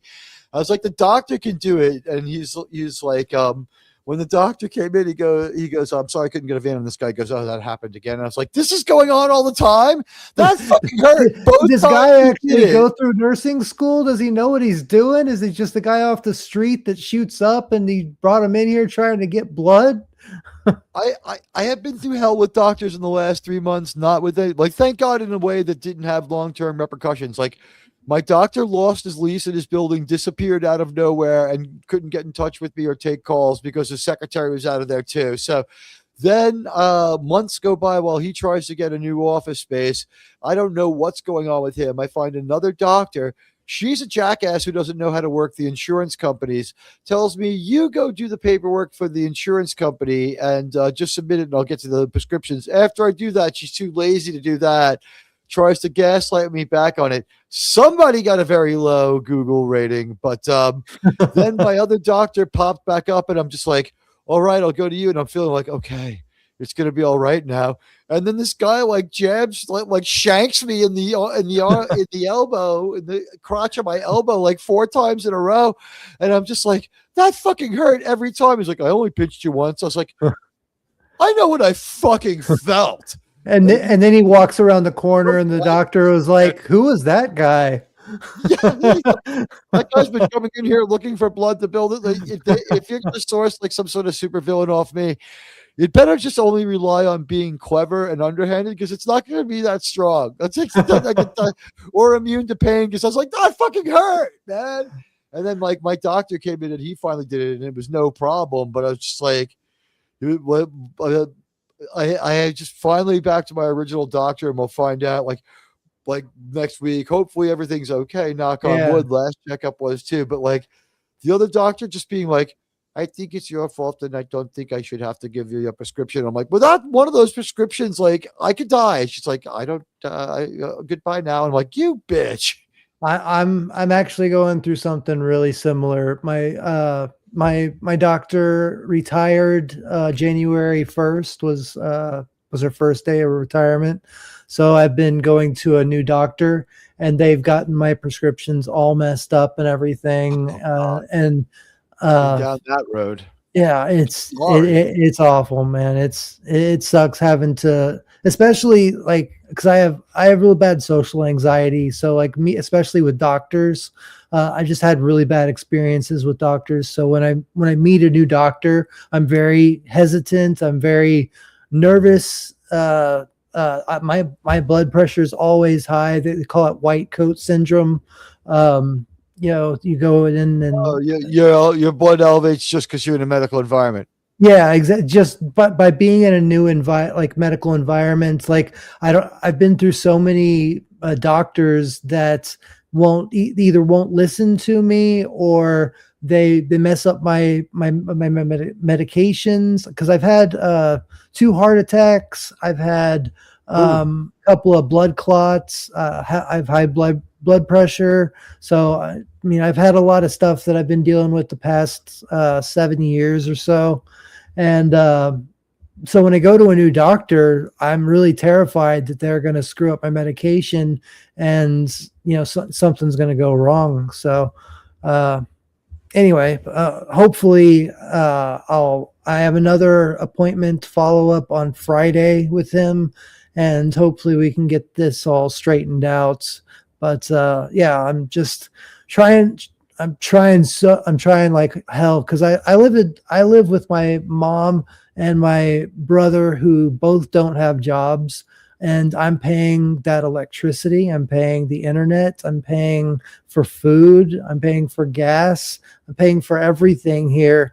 So my 9-to-5 job doesn't cover that, you know, everything. So, you know, everything that I make here on YouTube is really just helping me to pay for food. You know, that's why I was saying, like, sometimes, you know, I don't even get a meal a day, you know?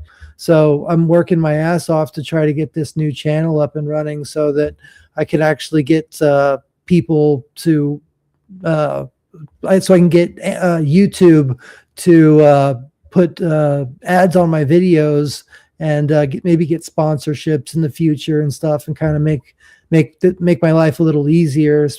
you know, once the probate goes through for my grandfather after, you know, he passed away, I'll get my share, and then I'll be able to not worry about it so much. But right now it's stressful, man. It's stressful out there. Things are so expensive. Just trying to get by is hard. And you come on here and you need to be happy and upbeat and entertain people and put all of that behind you, because they're all dealing with that and counting on us to make a difference in it. And you know what? I'm happy to do my part, but it's like I've YouTubed on an empty stomach too. I know how you feel. Yeah, you know? no, I know. Pizza, and that's all you can think about. And you're like, I need to be funny. Yeah, exactly. Well, the thing is that this is kind of my therapy too. Like coming on here and being around you and people that make me laugh and stuff. This is kind of a relief, because you know the people that I work with, they don't come into work. They call me in on days when I'm supposed to, you know, be off and stuff like that, which is fine because sometimes, you know, I'll get a little overtime and stuff like that. But you know, I just it's just a relief to come on here and talk to people that actually get me and, you know, laugh, you know, talk about things like that. When it gets rolling, you forget about your problems. And this side of what they call the parasocial relationship, it is very validating, and all of you are really nice. And that is one thing I really do like about it. And let's face it, like there's no such thing as a safe space, but I would say this as a YouTuber, one of my policies is if someone is constantly harassing and bad mouthing other subs, I'm just going to ban them. Yeah. I mean, that makes sense. You know what?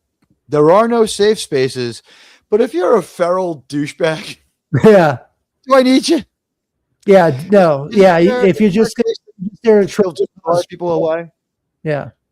No, I'm with you completely. You don't need that. I don't need that. Nobody needs that. There's too much hell and too much you know, stress in this world. There's no reason to let more be added to your life. So right. Yeah. And like jabs at me as a host, I take them in the best possible way first and try to answer all of them in good faith and see if there's anything to that.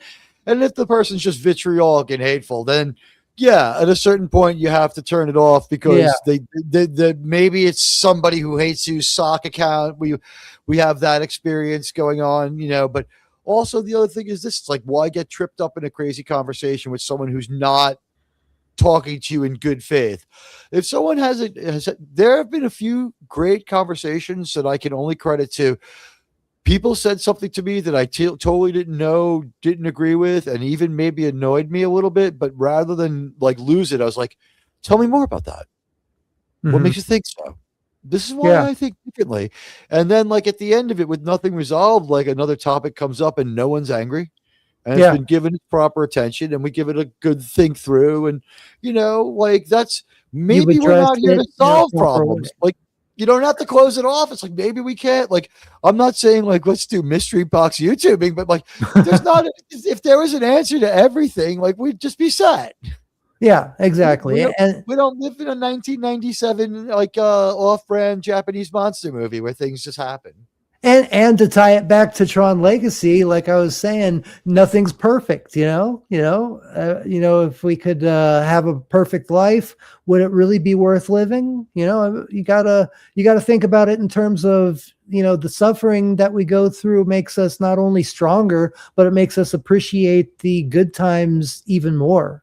So, you know, got to look at it that way sometimes. I agree. Listen, we're getting down maybe like to like a point here. So I would just say, what's your relationship with Star Trek? Do you have a favorite Star Trek show? Yes. I'm 43 years old. I grew up with TNG. I watched the original movie, the original TOS movies. My uncle had the box set for every single, you know, all 6 of them. But my first experience with Star Trek was actually in 3rd grade. We watched The Voyage Home. It was like a science class. So we watched The Voyage Home. I loved it. I went. It wasn't like immediately, but like later that year, I watched the box set, all of the original series. Uh, then every once in a while, I'd watch like a TOS episode. Then I knew that the Next Generation was coming out. And so then I started getting into, well, I didn't get into it until after the reruns started happening. But as soon as the reruns started coming out, as soon as they started coming out, I was hooked. So TNG is where my heart is. I love the entire crew. I love DS9 too, but that's it really comes down to, I love the character interactions between Data and Geordi and Riker and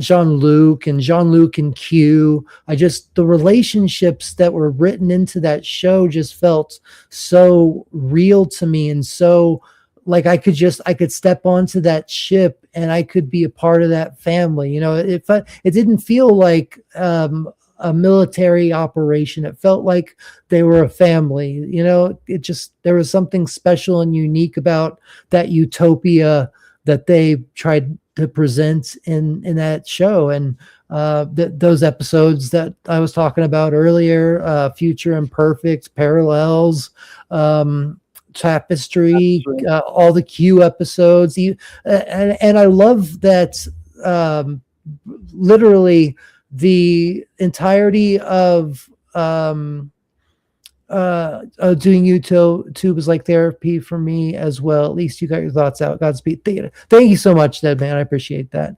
What I was going to say real quick is that I love that. Dead Man super chat. Yeah, Dead Man, thank you for the $4.99 Greenlandian greenbacks. Doing YouTube. I do view it as therapy. But I think like early on in my career and a lot of shows I've scrubbed, I may have been too open about myself. And I found I would say this, guys, like, do it for therapy if you enjoy performing, if you enjoy engaging with people and you enjoy like being with people, but like, don't be too personal. And then once you start YouTubing, like if you become monetized and you reach that point, like you're not even going to like, because this became a problem for me. Like when I live in New York, like when I'm near my own area of New York, I make sure that when I take pictures, like no street signs are showing. Oh yeah. I am really far from home before I let you see any identifiable landmarks. I will not take pictures of anything interesting near my home. It's like maybe the only way to find me would be to find the small hole in New York City where there are no pictures. I love New York and I love taking pictures of it, but like I would just say please, think about yourselves first and remember, even like people who would seem to be very trustworthy, like be careful and protect your identity, protect yourself, and protect your location within reason. Like it's okay for me to say that I live within like a 12 square mile region of the most populous part of America, because like, first of all, a lot of the people who hate me would be so terrified to walk down the street of my neighborhood. Like if he survives here, he must be so dangerous. Honestly, I would be terrified. I mean, as somebody that's never been to New York and heard all the stories of, the subways and live in the all Bronx. That, I would probably be somebody that'd be scared to walk down the streets of New York at night. It's not. I found out that I live in one of the top. I live in the 11th safest neighborhood in all of New York City, which is nice. That's good. It's also like the third ugliest. I guess it's just very close to the police station. It's also like. That's probably why it's the safest, is because criminals think you don't have anything to take, so they're just like, screw it, we'll just pass that place by. Crazy criminals we have, they're probably just like thinking to themselves, it's like, cops probably took all their shit already. But, exactly. It is one of the safest parts of New York, and I do love living here. And I would just say, I didn't have like a massive pile of turds from the snow melt off.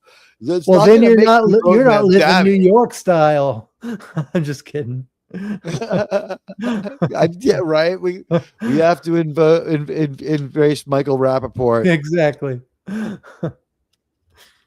I wanted to say real quick, what I love about the Next Generation is that if you look at it from from a bird's eye view, if you look at seasons 1 through 7, you could really kind of take the first episode, Encounter at Farpoint, and all the way through to All Good Things. You could just count that as one really long episode, because that's really what it was. It was the entirety of the 7 seasons of Star Trek: The Next Generation was just Q putting humanity on trial and watching the entire time of seeing how the crew of the Enterprise would react to each different scenario that they were put into. Yeah, he really, if we could make a supercut of just all the interactions with the Q, even some weird times where he shows up, but he's just like, hey, Yeah, Q here.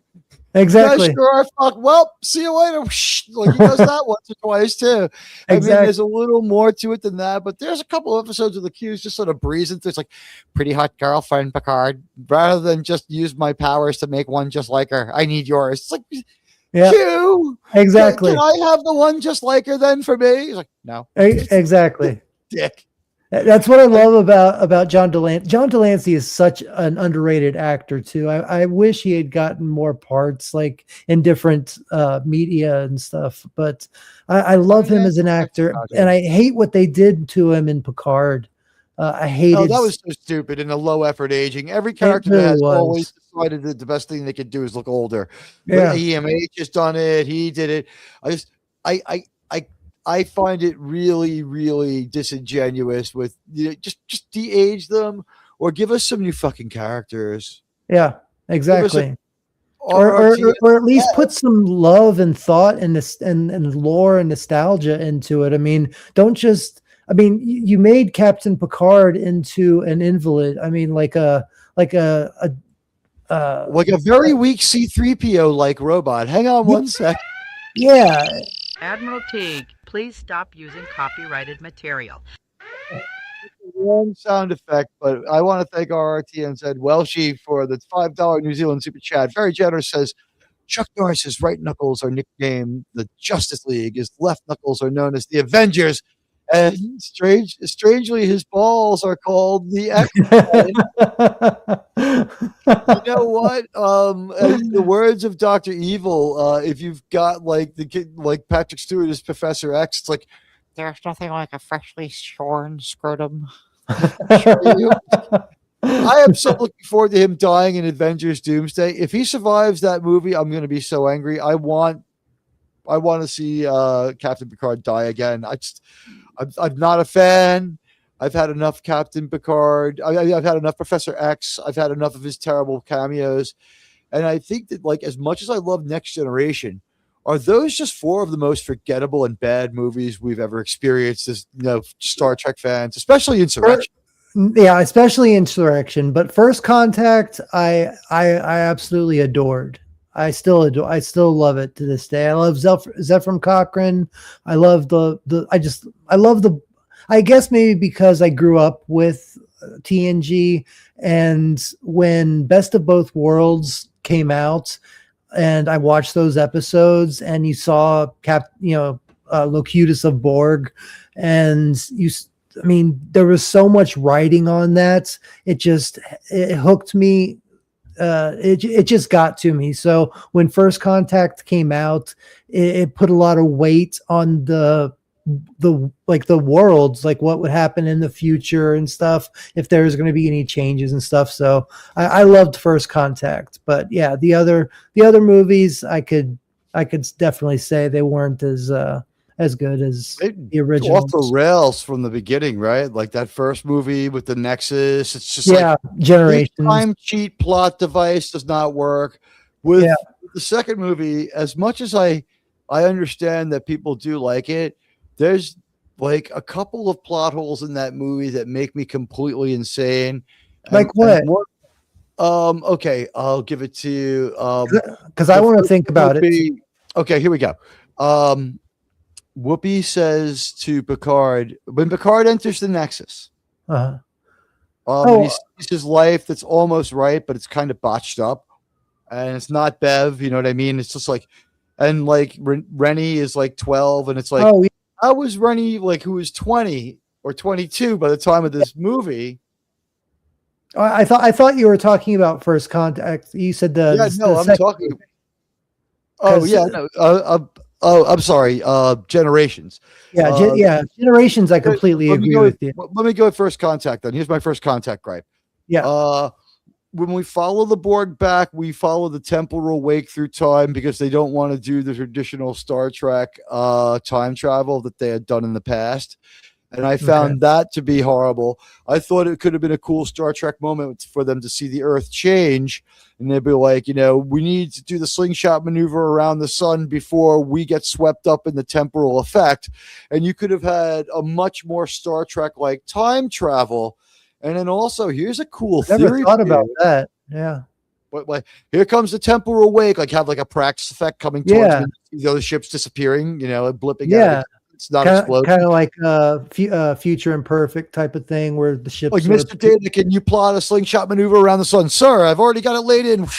Yeah. You could have seen the Earth unborgifying or whatever. That would be doubt. Yeah, you're definitely onto something there. That would have been cool. Right then and there, you've got Star Trek fans like, oh yeah, like we've seen this before, and like you could do a better Star Trek time travel sequence than you got in 4. Where I thought they melted vinyl figures with like a heat gun. That's some other kind of CGI. I found out. Really? When we see the melting. Yeah. Figure. That's something. Now, did they scan themselves doing that and then use that as a CGI? It's very possible, but apparently, what I thought was melting wax or vinyl is actually some kind of CGI effect. And Star Trek was all in on the CGI after Wrath of Khan. They're like, the Genesis effect thing was so great, we'll do it again, and they pushed it too far, in my opinion, in that one. But if they had used the time travel we'd seen 3 times from the TOS crew. Just go back, use the star for the slingshot maneuver. You would see the planet deborgify, and then it's just like you slide to a stop just in time to stop it because, like it's not like we haven't had enough Star Trek stories where they're like, no one will wonder why they didn't go back a few days earlier to ambush them. Or go a few days earlier and try to ambush them and have them get the better of you, because I want to point out that the Borg sphere was like one of the worst plot devices. So I have here a little video I put together I showed before my show. And by the way, I want to thank you very much, RRTNZ. And the real head case has kicked in. Sydney tasting snacks in my DM. You know what? I owe a little video to my audience because they've been so great. Let me just give them a quick. I think they've earned like 2 little. Like, let's get a couple of quick pieces here. Let's go. Does anyone see that this is wrong? Shut up! And then, of course, the famous bacon spot.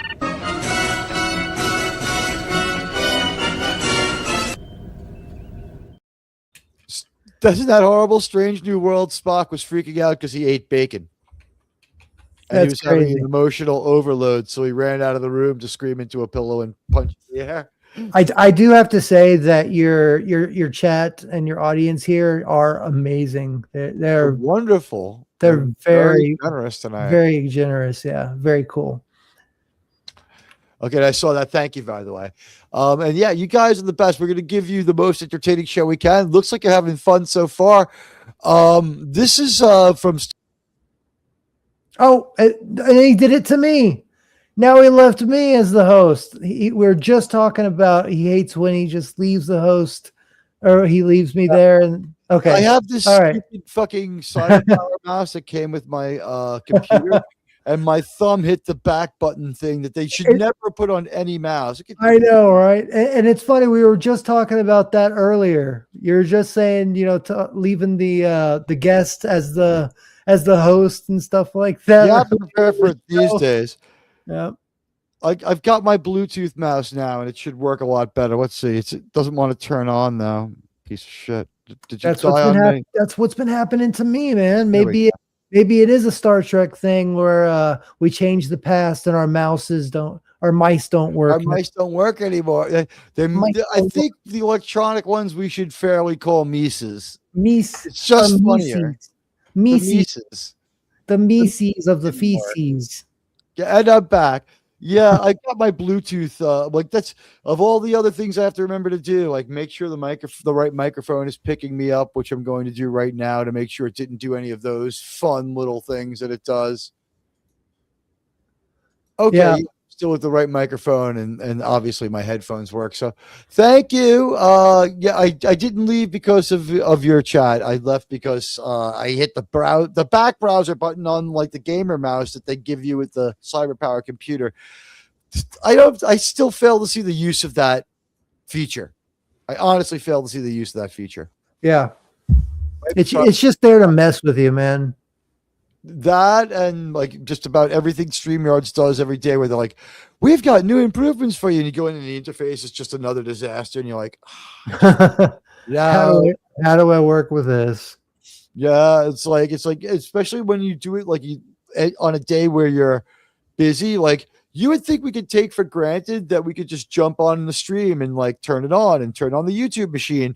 And there are people who don't give a fuck and do that. But it's like, when you turn it on and like the first thing it does is throw 3 different things at you that like you didn't have time for, and you didn't have your extra 5 minutes that day to make sure they didn't throw you any curveballs, because like Theta was very professional. He was here ahead of time and we had time to get the few things straight and talk a little bit, and it really helped the show. And like, like StreamYards will just throw these challenges at you, but it looks like maybe YouTube is up in more places. I don't know if I said hello to Wallace when he came in, but welcome. We're trying to make sure that we can maybe hit the double-digit club and stay there. Like we've gone up to like 12, but like we're at 9. If we can hit 10, man, I'd be so happy. If you're out there with your browser tab closed, watching later, open it up for a little while to give me a few minutes of analytic. It has helped my analytical strength in the month since I've been asking people to leave their browser tab open. I've gone up 400% retention time. And it also helps really a lot if you are watching this. Even if you just watch for a little bit, leave a comment. Commenting really helps the algorithm. It helps let the YouTube algorithm know that people are engaging with the channel, and they're having fun, and they're wanting to engage with the host and stuff like that. So like, share, subscribe, and comment. Those are all things that help the channel. Huge matrices. I had my biggest contained success last week. I had the greatest numbers of any Star Trek upload, period. I had one get 2,500 views in like 2 days about it was about New Trek, but it was about the series as a whole, so it wasn't like reliant on any one episode. I debuted the beginnings of a new style that I think I'll roll out fully this week for the next episode of Star Trek Starfleet Academy, if I can get it done in time. The Brits have an advantage on us with the Star Trek. The 1 a.m. drop time, as an American, like you're winding down. For them, it's 8 a.m.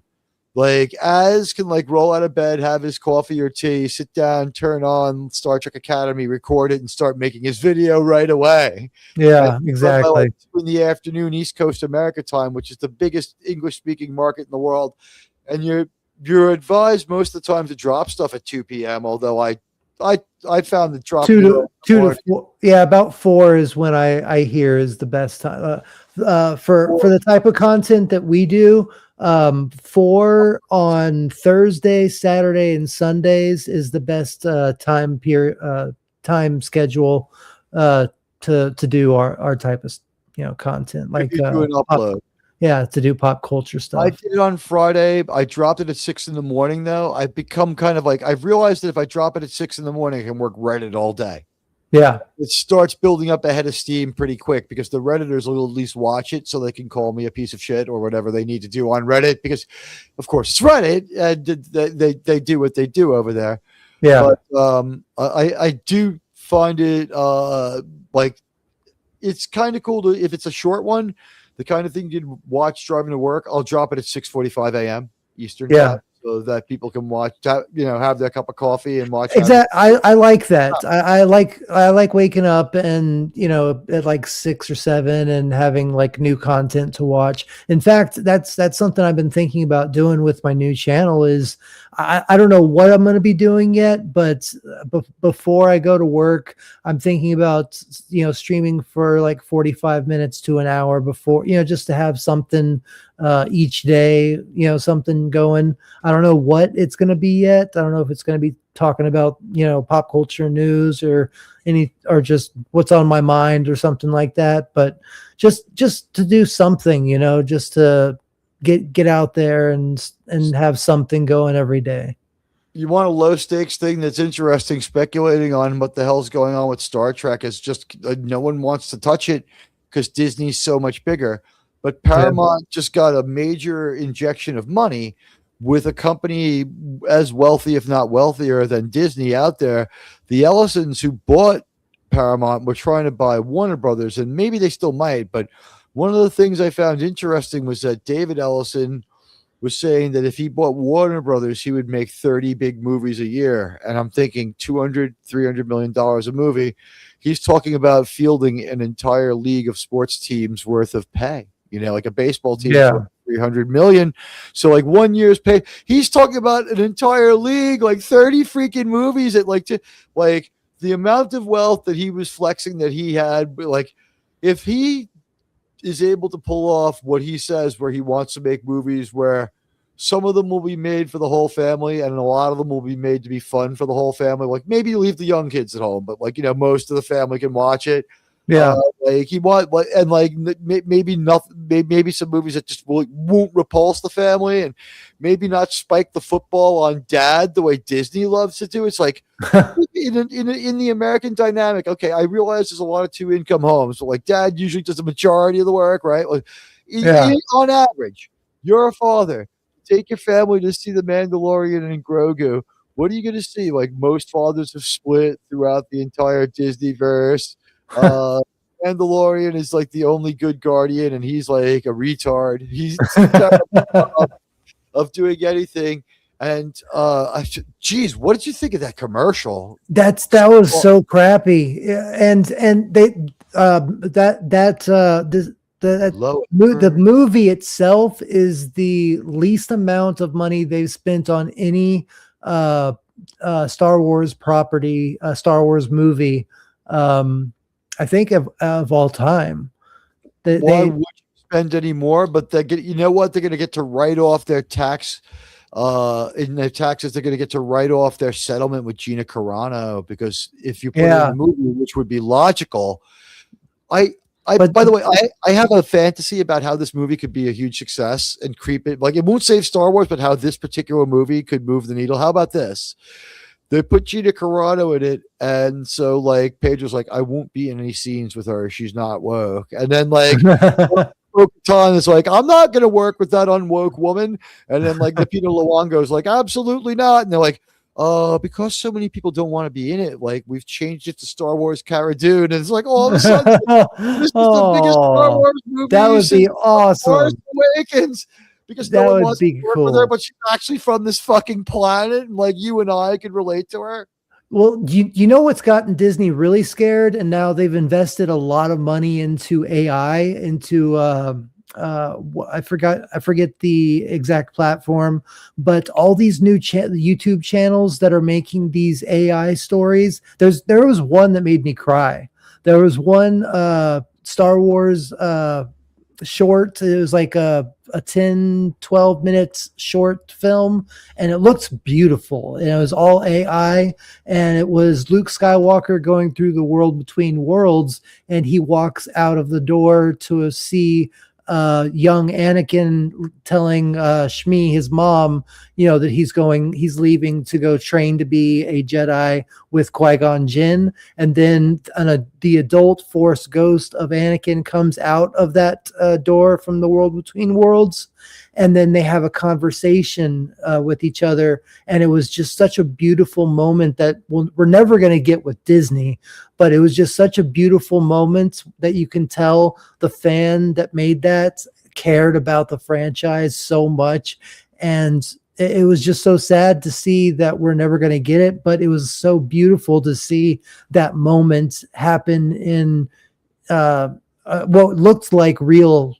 I mean, they looked like real life. Their mouths were moving exactly, in sync with what they were saying. It just looked beautiful, and there's plenty of those like that. There's a moment where Obi-Wan Kenobi is fighting Darth Maul for the last time, protecting Luke Skywalker, like they did in the Clone Wars, but they did it in like a AI live action look, and it was just amazing. And there's so many of those out there that Disney has invested so much money into AI, so that anytime people use the likenesses of these characters, they get a bump for for those royalties and stuff. So that's going to be the future, I think, of AI, of Disney. You're muted. You're muted. Gina Carano will next be appearing, I think, on Paramount Plus, as the Real Head Case mentions here. And thank you for the generous $1.99 super chat. I think we need to give you some audio for this one. I think you've earned it. I think everyone's been waiting for this audio. Carthaginians defending the city were attacked by 3 Roman legions. Arab women stripped them of their tunics and their swords and lances. The soldiers lay naked in the sun. 2,000 years ago, I was here. Well, this match will not be postponed. Thank you so much. You get Patton. I appreciate the super chat. It's really nice of you. You know what? Gina Carano versus Ronda Rousey. And by the way, thank you for giving me a chance to use one of my oldest banners. Whenever we talk about Shmi Skywalker, hashtag Shmi too. She never consented. She never consented, I don't think, to Palpatine's despicable advances. Although I would say he probably put her under force coma. He's like, I put it into a induced. You think that's how she got kidnapped by the Sand People? That was possibly like she was so forcey still after Palpatine had been there, but I could just see Palpatine. It's like, we all know Ian McDiarmid is gay, and we don't care if anyone's gay. It's cool, whoever you love, as long as you're not hurting anybody and everybody's a consenting adult. We don't care.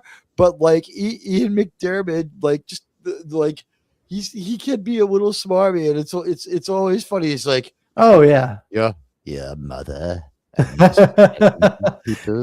Yeah, it's the creepiness. He does have that voice that just kind of gets into your soul and kind of creeps you out a little bit. He was, for me, the best in Revenge of the Sith. They say his movie is Phantom Menace, where they want to feature him the most, but for me, his best acting is in Return of the Jedi and Revenge of the Sith, where he's really just evil. Oh, yeah. I mean, hands down. Yeah. I mean, I wouldn't have expected anybody to say Phantom Menace. I would have thought that it would have all been Revenge of the Sith and Return of the Jedi, because that's when he is the most Palpatine. That's when he's the most Darth Sidious. I mean, he is. You were 18 or 19 walking out of Phantom Menace. Were you like, what the hell did I? Because I was like, I've just seen a mediocre Star Wars movie, and I have no context. And I'm like riffling through my mind, what, how do I, is it me? I saw it again to make sure. I was actually, I was obsessed with the dual bladed lightsaber of Darth Maul. And Qui-Gon Jinn is to this day still one of my favorite Jedi. He is pretty cool. But I've always wanted and I have one now. I was a member of what they called the Saber Guild, and it's just a group of people that practice stunt lightsaber dueling, and they do I've seen that at Comic-Con. Yeah, they do that for Comic-Cons, or we went to a children's hospital and we dressed up and we did a little stunt fighting for them and stuff like that. And actually, one of the guys now, Mike Starwalker, he has his own channel. He led the one down here. Well, when it was down here in San Antonio, and now he's working with Star Wars Theory. So I got to work with him, and he was amazing, man. Like, he does acrobatics. I mean, all sorts of stuff in his duels that he practices. He's amazing. But I fell in love with the double-bladed lightsaber and Qui-Gon Jinn. So I enjoyed the movie. I didn't like Jake Lloyd, and there were parts that I was a little. I gave it a little more leeway than I probably should have, but yeah, it is what it is. I didn't walk out hating it, but I was just like, I was like, that could have been about 25 minutes shorter. Yeah, I didn't like the whole blowing up another Death Star type of scenario, MacGuffin. That's the thing he got the most shit for. Have you ever seen the famous video where they turn off the camera right before the movie and turn it right off, turn it on right after the movie? All right, so it's been scrubbed from most of YouTube now, but I have sound bites from it, and in it, like, George at first is pretty grounded about how bad things are.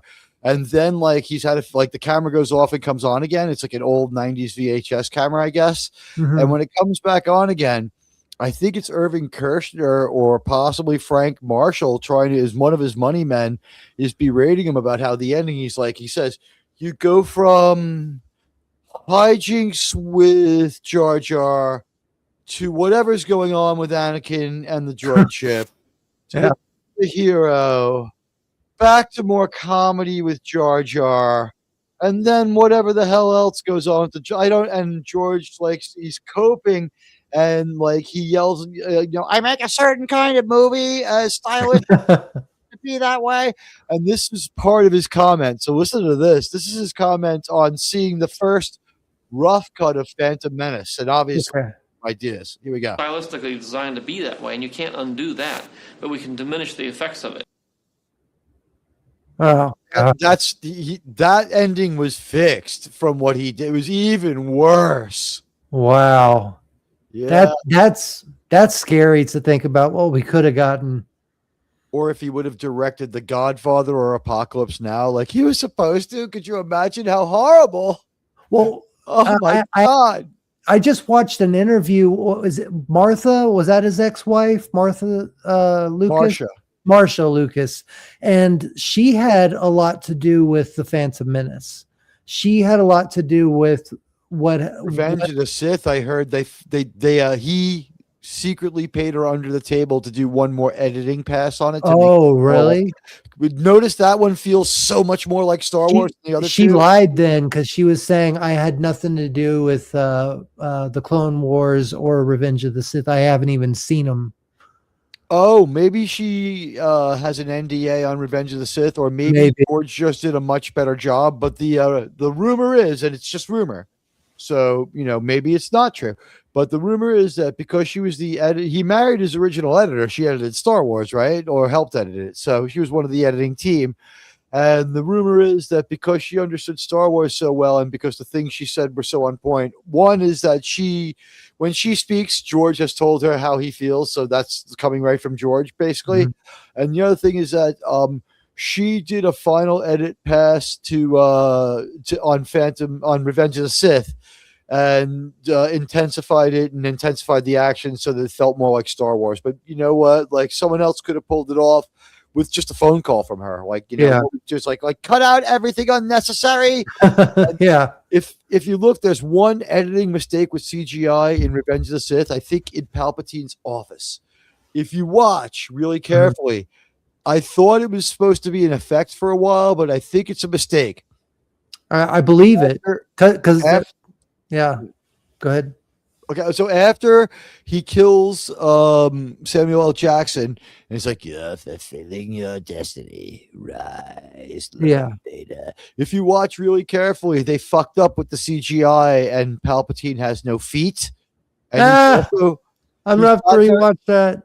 He's not very stable, right? Like the way they wrote, the way they like CGI'd him into, because most of his office is green screen and shit like that, right? Yeah. So like they didn't do the greatest job. So I thought that this was supposed to be what they were going for, and it was really when I thought they were going for it, it was really, I thought it was the coolest part of the movie. So I'm disappointed. It's not like a Mandela effect. It's really in there. It's a fuck up, and they'll probably fix it eventually. But crazy, because his feet aren't there when he turns when we first see him with his hideous face, and Yeah. he knights Vader and he jumps. Vader gets totally jumped into the Sith. Yeah. It looks like he's floating. And I was that like, would have been cool to that see. is so fucking cool. He's levitating with the fucking power of the Sith. It's so awesome. And that would have made sense too, as powerful as he was. Yes, and he was just like levitate, like lifted just a little bit off the ground. Can't fly, but he's just like kind of floating like Baron Harkonnen from the first Dune. Just like, and he's good. Yeah. Like it's like he's such a bad actor, but in that role, he's fucking great. He's the greatest Palpatine, and it's like he's so powerful in that sequence. And then when I finally got the home video and watched it hundreds of times, when he turns to walk away, his feet reappear and he walks away. I'm like, oh fuck, there goes my head cannon. But and we also find out they need to cut that out. They need to do what you're saying and actually just like make it look like he's floating. Have him be levitating, and also like I didn't need to know that he's like a Roman Catholic priest and just wears pants underneath the robes in Revenge of the Sith. Find it at the end of Attack of the Clones. Find another way to throw him. I'm sorry, at the end of Revenge of the Sith. Find another way to throw him across the room. But yeah, we're at 2.5 hours. That was our. Well, we agreed to go that far. I think we're gonna do. Oh my gosh, pretty good in the rewatches because people are going to be getting knocked off the air, having partial visibility, and it was a great conversation. We kept it very real, and it was a pleasure having you. I can't wait to have you back on the show. I had a blast. I'm so grateful for you inviting me, man. And to answer the real head cases question, Gina would definitely win against Ronda. I really hope that Ronda Rousey, who was kind of hot, she had a hot body and like she didn't have the worst face, and then another chick punched her face off. Yeah. I really hope that Ronda Rousey isn't like, I'm gonna fucking punch Gina's face off. Please punch off her fucking face, all right? Try to punch off one of her tattoos or something. Please don't punch off her fucking face, all right? Ronda's lost her whatever she had, her momentum when she lost that fight to what was her name, Lauren something or other. She lost. There was something mental that was lost there. Yeah, you know what? She lost her edge. That lady fucked her up. She just jumped down and swiped her across the face, and, like scarred her up, like Luke got scarred up from the Wampa, and that was the end of that. I said, wow. So anyway, I guess. Tell us like one more time the new channel name. If you have a new channel link, did you I'll put it in put private chat, right? I put it in private chat. Let's see. I'll put it here. I see it. I'll grab it again. All right. Yeah, thank you very much. Yeah, so I have that, and then I also have Theta of the Grid that I stream from. So right now I'm trying to grow my my nerd archaeology channel, but if you want to watch trivia streams, if you want to watch game nights, like we have game nights where we'll very eclectic there. Yeah. Theta has a good selection of stuff. You'll find something interesting there. Yeah, we play like Rift Tracks, the game, which is kind of like Mystery Science Theater 3000, where it'll play like a clip of like an old, B-rated movie, and then you put in your riff for that clip. It's a really fun game. And then we just I've seen that. I've played that game. I love that game. Yeah, so we do that, and then we have karaoke nights. We do all sorts of stuff. So if you're interested in that, I can get that that link as well. The Admiral's been known to show up and sing "Faith of the Heart." Yeah. Come over and sing some karaoke. We I don't. love this thing. Yeah. Well, then you'll have a great time over there because we just belt it out and have a great time. So. All right, so we had a weird night as far as bandwidth. We think it's the platform. I think we'll probably make it up. It's going to look like a home run in the scorebook. We love all of you. When you come through later, give us your likes and follows. If you haven't, please There try it my is. channel out. I think you'll enjoy it. I put the Theta channel in there. I Oh, okay. Oh, Yeah, okay. it was Got it. highlighted in the Cool. chat. Okay. I took care of both.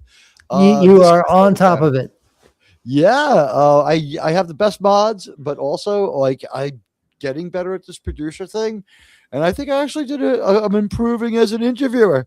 So all things moving forward, full steam ahead for Admiral Teague too. I'll be back on Thursday with episode 7 of Star Trek New Track. At this point, I'm going to say to Paramount, please just dump all 4 remaining episodes at once, so it's over in one night, and dump all the episodes of every season all at once every time from now on. It's that bad. Just get it over with.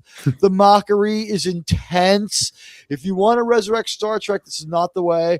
I understand that you probably are locked into showing the stuff that he makes because you can't lose control of it to a competitor because they could tank Star Trek. Could you imagine a competitor showing Strange New Worlds while you're trying to relaunch Star Trek? My God. Oh, all right. So we'll be back on Thursday with Star Trek for you. But before we go, we have some video for you, and here's some of our Star Trek video. Like this is like my new style for the Star Trek backgrounds and for the Star Trek videos. We're leading into my comic art side here, where I learned over the weekend how to be a comic artist. Beautiful. Yeah, I did. You know what? It's not grok at all. I learned it over the weekend. I only use my foot. Anyway, guys, I do love you, and you know what? Here is the most famous piece, the most famous line of all of New Trek. Honestly, here it is. This is a personal massager. Unfortunately, yeah. Most cringe episode of all time. All right, guys, we love you. Thanks a lot for being here. Here she is. You know her. You love her. She's gonna dance for you. It's Sydney Sweeney.